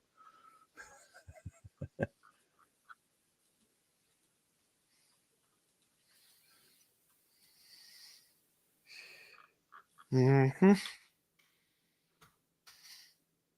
Okay, here it is. That's where I read it. So July 14th, Bill Nelson says, in 1986, I was a payload specialist on the 24th flight of the space shuttle. I conducted a cancer research experiment sponsored by university researchers. So you were right. He went up in 86. I was 6 years old. 86? Mm-hmm. I was 13. Well, me and you were not that far apart. Same generation, man. You just got better hair. That is true. You got better body. I got better hair. Only from the shoulders, like from the chest to the shoulders. That's where I got a better body. Yeah. But I paid a lot for this beer belly. Oh, there you go. There it is. very nice. Very nice, Grantavius Musculus. Grantavius Musculus. You can keep doing that, babe. She's showing some game over there? Well, she's doing a little flirtatious dance in front of me. Woo-wee. And now I'm being told to be quiet.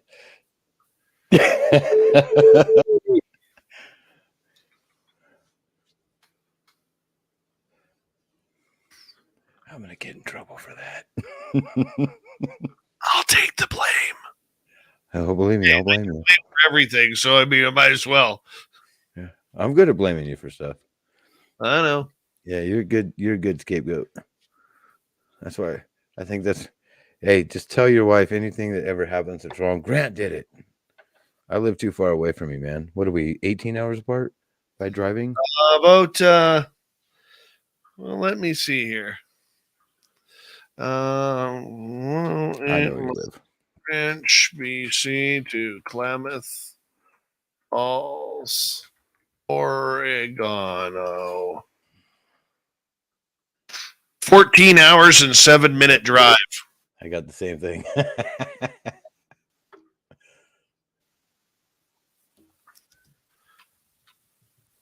That's not bad. Yeah, today in history, Neil Armstrong and Buzz Aldrin became the first men to walk on the moon today. Oh, crap.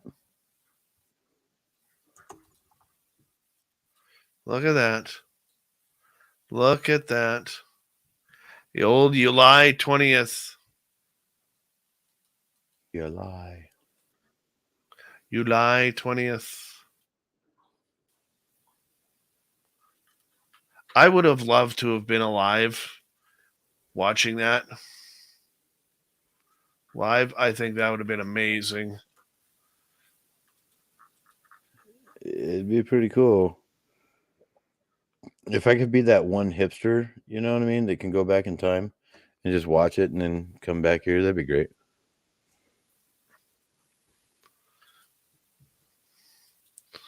Evan Walters in our chat room. Just so you know, fart humor is allowed in the chat room. Fart humor is allowed in the chat room, except when it's pointed at the ladies. No, that's not cool. Full of Schwarzenegger.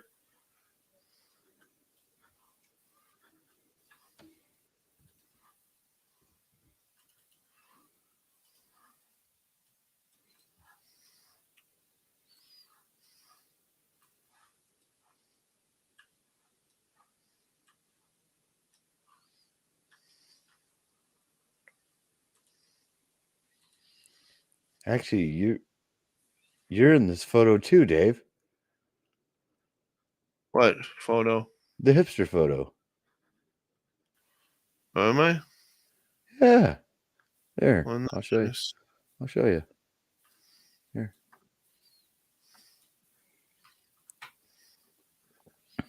Yeah. Right here. You moved. What the hell are you talking about? There's the hipster right there. Yeah. Yeah. I think that's a Montreal Maroons t-shirt. Ooh. So this photo is taken just south of me, an hour and a half. What? Yeah. I didn't know that. Yeah. No, 2 hours south of me. Towards Whistler. Wow. Yeah.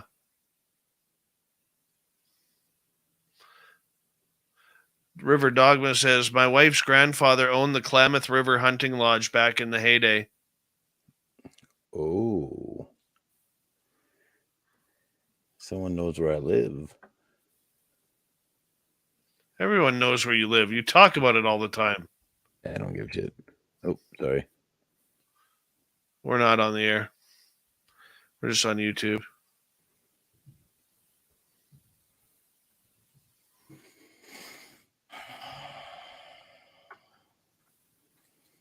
Yeah, I don't care if anybody knows where I live.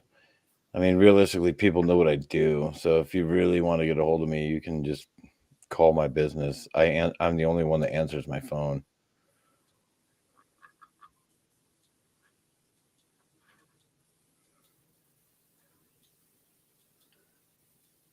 That's a hell of a building he used to own. Here, I'll show you.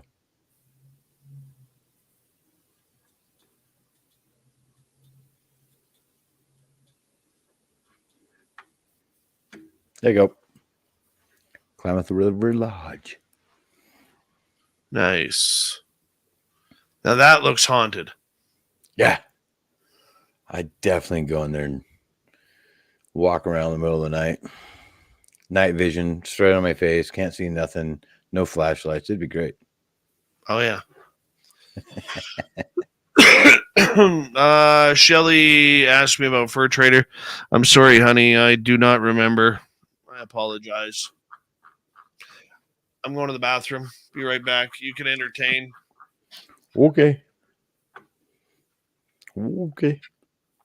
I mean, I can talk about farts or do exactly what Filthy does and just what he calls rants, which aren't really rants. I love Filthy. And he'll get like a sentence in and thinks he's ranting, but he's such a modest dude. I love that guy. Beautiful Ann Palmer, thank you so much. You're probably not talking about me, but oh my goodness. He who smelt it dealt it. Mystic walks. It's awesome. You guys want to see a badass picture? Let's see if I can open this link real quick. Open a new tab. Bam. Ladies and gentlemen, the wonderful world of CGI, NASA, and Webb's telescope. Bam. There it is. Joe Monk. That looks like my hunting lodge. Dance for us, Grant Tavis. You got it. I'm fucking down for that. Hold up. Let me put it. Get my bounce. Ta-da.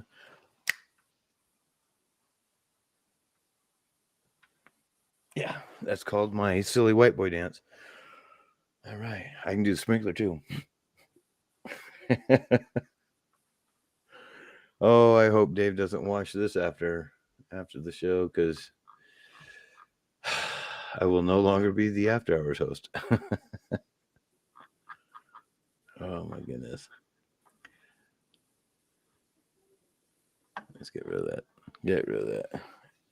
Show us Mrs. Grant. She would never, Joe Monk. She would never get in front of the camera. She is not that type of chick. She, let's just say if you go through 9 years of college and you're a doctor, you have a very particular mindset about you, because not everybody can like zero in, and hunker down and do that kind of stuff. And so she's funny and she's cute, but she's not the video type. She won't do it. Yeah, it feels way too good, Melissa Nicole. I don't know how I feel, really. I guess I feel all right.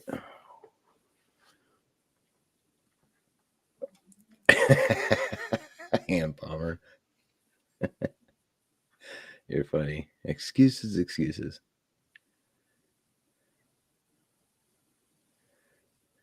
Evan Walters. Hate to bring it up, Grant, but why was it put on timeout the other night on After Hours? Because you had...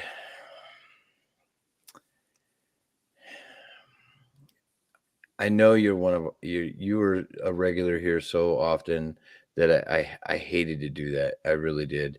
And realistically, you skirted something that could have been taken out of line really quickly.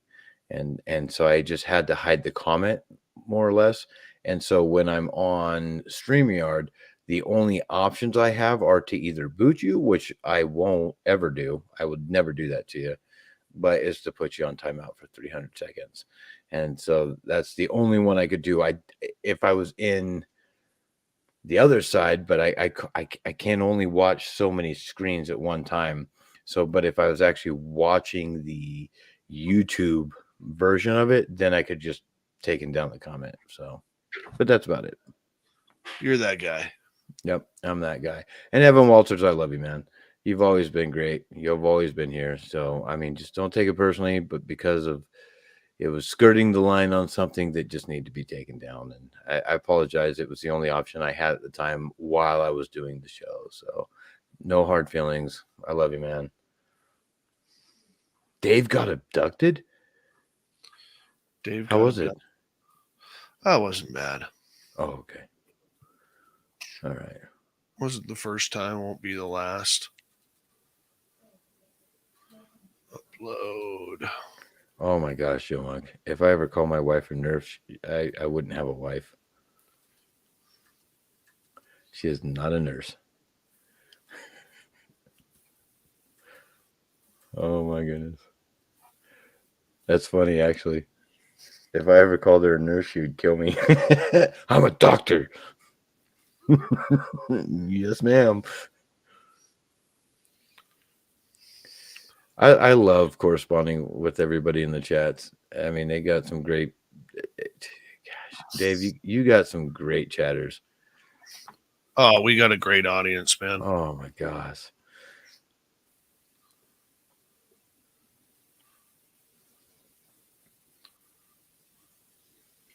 We do. We got a great audience.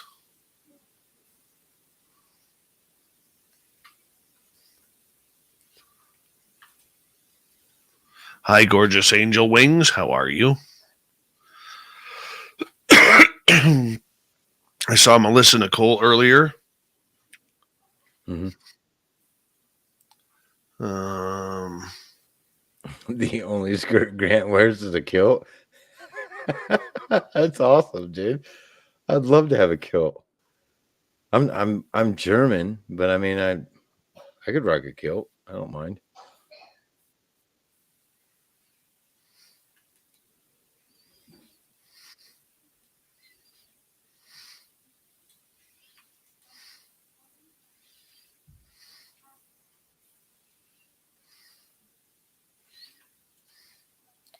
Still want to suplex Bill Nelson. Gosh, he's getting pretty old, isn't he? I mean, you could probably suplex him with your... I'd still do it. He's just like, I don't care. That's awesome.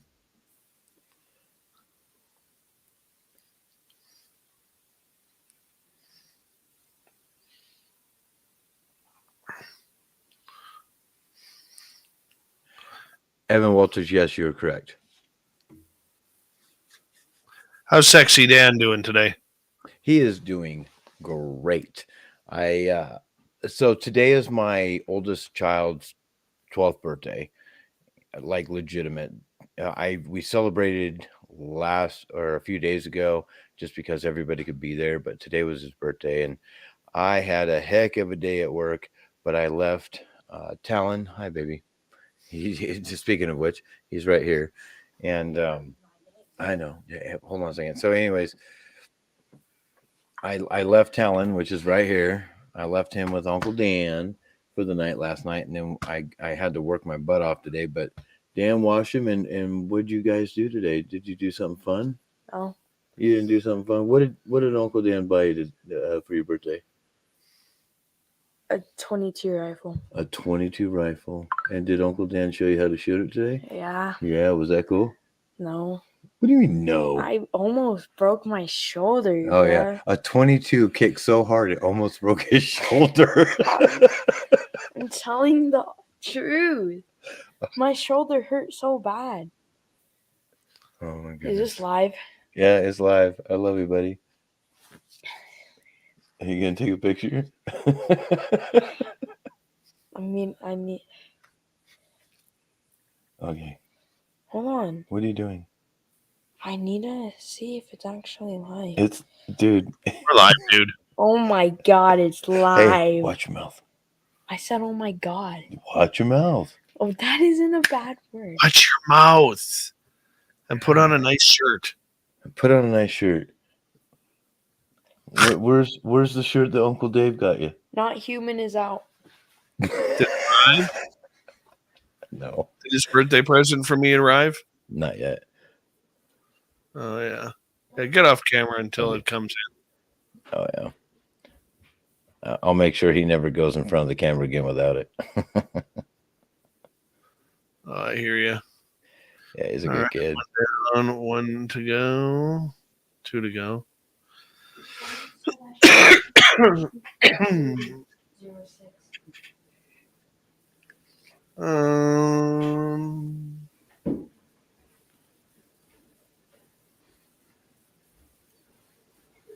I was gonna get my firearms license this year too. Mhm. I just run out of time. You know, what's crazy down here is if you got a valid ID and you're not a convicted felon, you can own a gun. In fact, what's crazy is the United States. There are more guns, privately owned guns, than there are people in the United States, and that is a fact. That's how many. I mean, gosh, everybody in my family owns more than one gun. It's ridiculous. And here, all you have to do is go through like an hour-long class to get your concealed. Yeah. Not here. Not human. How you doing? Welcome. Not human. Well, not human. You were just on air live. Yes, you didn't have to check your phone, son.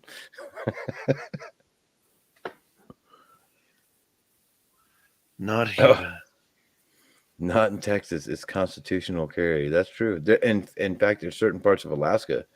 And in fact, Alaska is one of the only states that even convicted felons are allowed to carry a certain type of rifle or something. So, because they have to.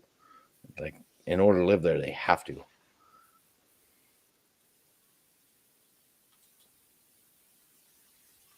Oh, I hear you. I hear you. I don't know where Paula is, but I live in Oregon, Paula, and Oregon's really lean on gun laws.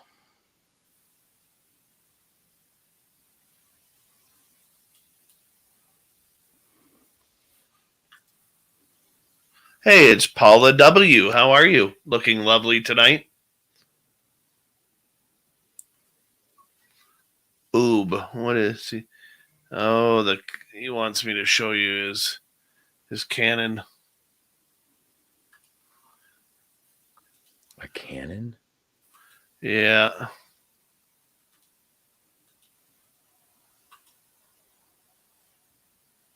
Yes.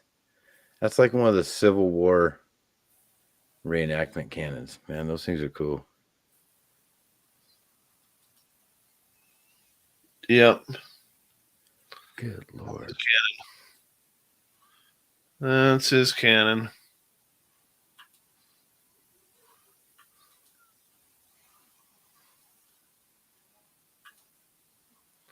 He's pretty proud of that. By the way, Joe, I shouldn't even be responding. You haven't showed me a picture of Lola today.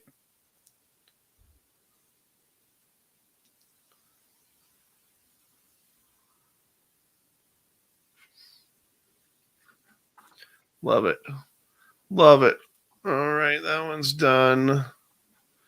And go like this. Start that one. Hide the files. Hey, thanks for letting me hop on, man, last night. I was just... Oh, no worries. Thank you for hopping on in, man. I was just getting in there to tease you. I was literally just going to stay in the backstage and flip you off for a little bit. River Dogma, what color was your NSX? Oh, I never had one. I always wanted one. That's my next car, actually. An Acura NSX? Mm-hmm. You know, the 30-year-old ones up here are selling for over $100,000. Mm-hmm. I found one for like $60,000 up in Portland, and it was black, and I didn't jump on it because I was trying to buy something else. But anyways, yeah, my next, that's one of my bucket list cars is an NSX, and then I'm gonna go down to Texas where Science of Speed is and get it all done up. Oh yeah. I just don't like I don't like the red, man. I just don't like the red. I'd rather have a black one, and it's got to be an 02 and down, so I don't have to have the pop-up headlights. I'm not jived with those. I'd rather, or I mean, I don't want the solid headlights. I want the pop-up headlights. It just depends on what engine I want. Here's on my marketplace right now. Let's see, 95 for 100 grand. For 100 grand, and 91. The blue is nice. That's nice. I like that blue. I want the black one though. The black one for 185. That's a 91. Wow. It's got to have low and 107,000 kilometers. So it's like what, 50,000 miles? That's why. And that one has 70,000 miles, and it's 98,000. That's what I would want right there. Yeah, watch it. Look at that. Yeah, watch it. I love those cars. Yeah. You ever driven one? Oh, they're so fun. No. So this one's been. They're actually pretty docile. They're not as raw as I thought they would be.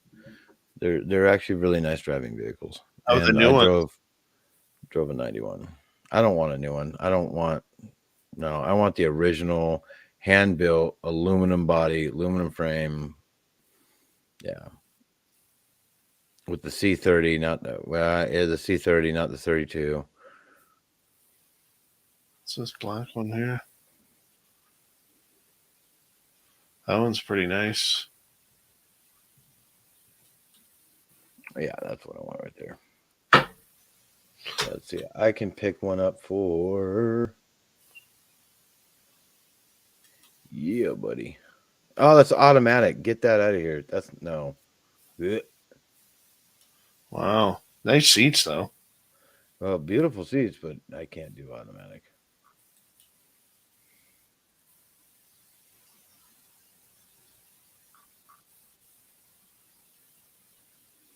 Let's see. I can pick one up for. Oh, they want my zip code? Okay.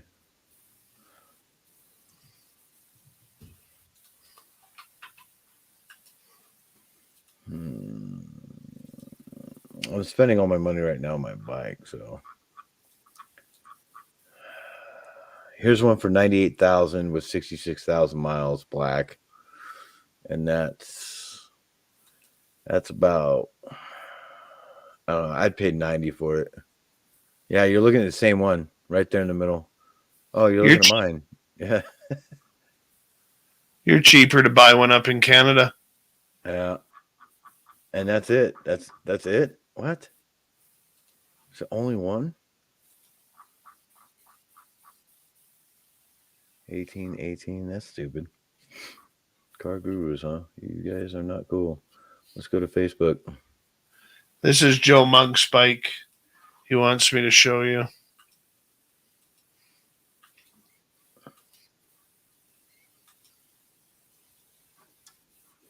I don't even know how to use Facebook right now.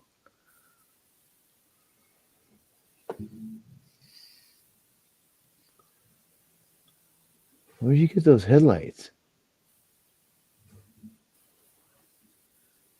I don't know. He calls it Fat Bob. Yeah.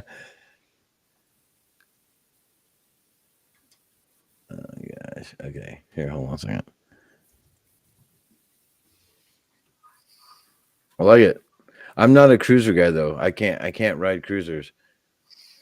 They're not good for my back. All right, go ahead and pop up my side, my screen.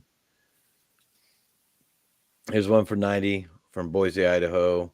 Here's another one in Elk Grove, California for 85.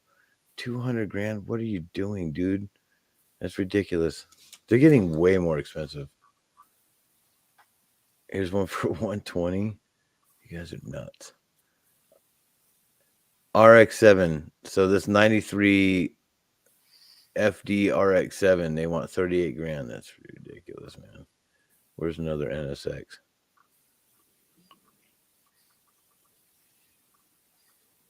I mean, you can buy an R35 GTR Skyline for 88. Why not? BB4 Prelude or BB, yeah. Nothing. They're all gone. I'm screwed. Mm-hmm. Come up to Canada, you'll get one cheaper.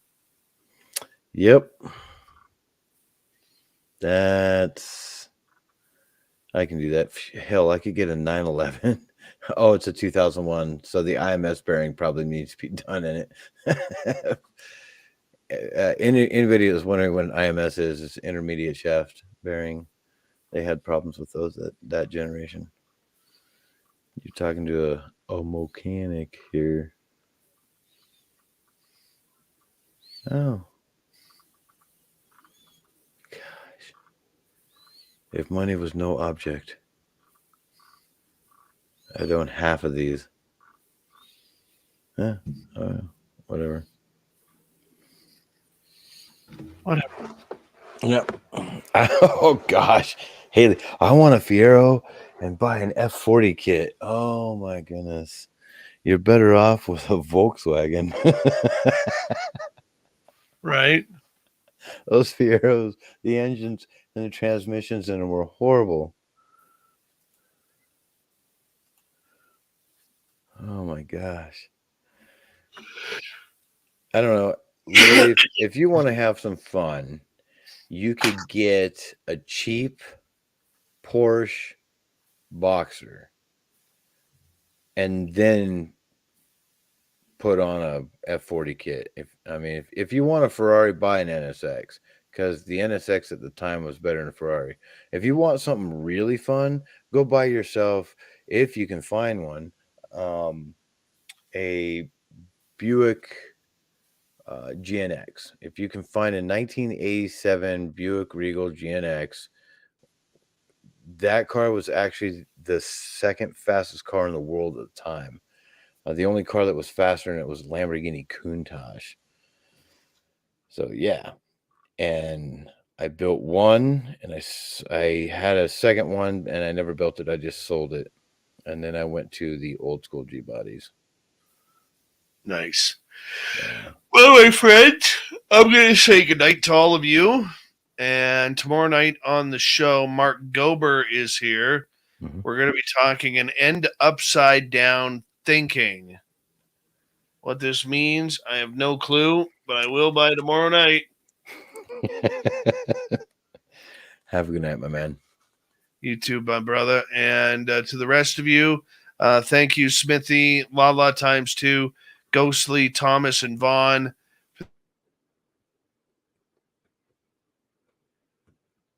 There goes your internet again. You froze. No. There we are. We'll see y'all tomorrow.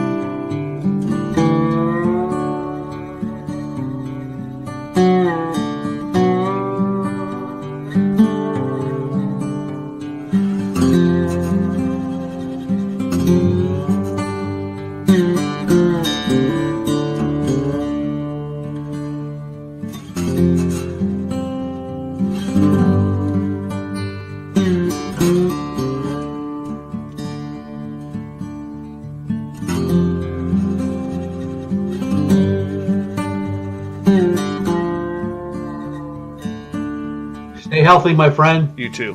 You need bail money, give me a call. Always, Dad. Take care. You too.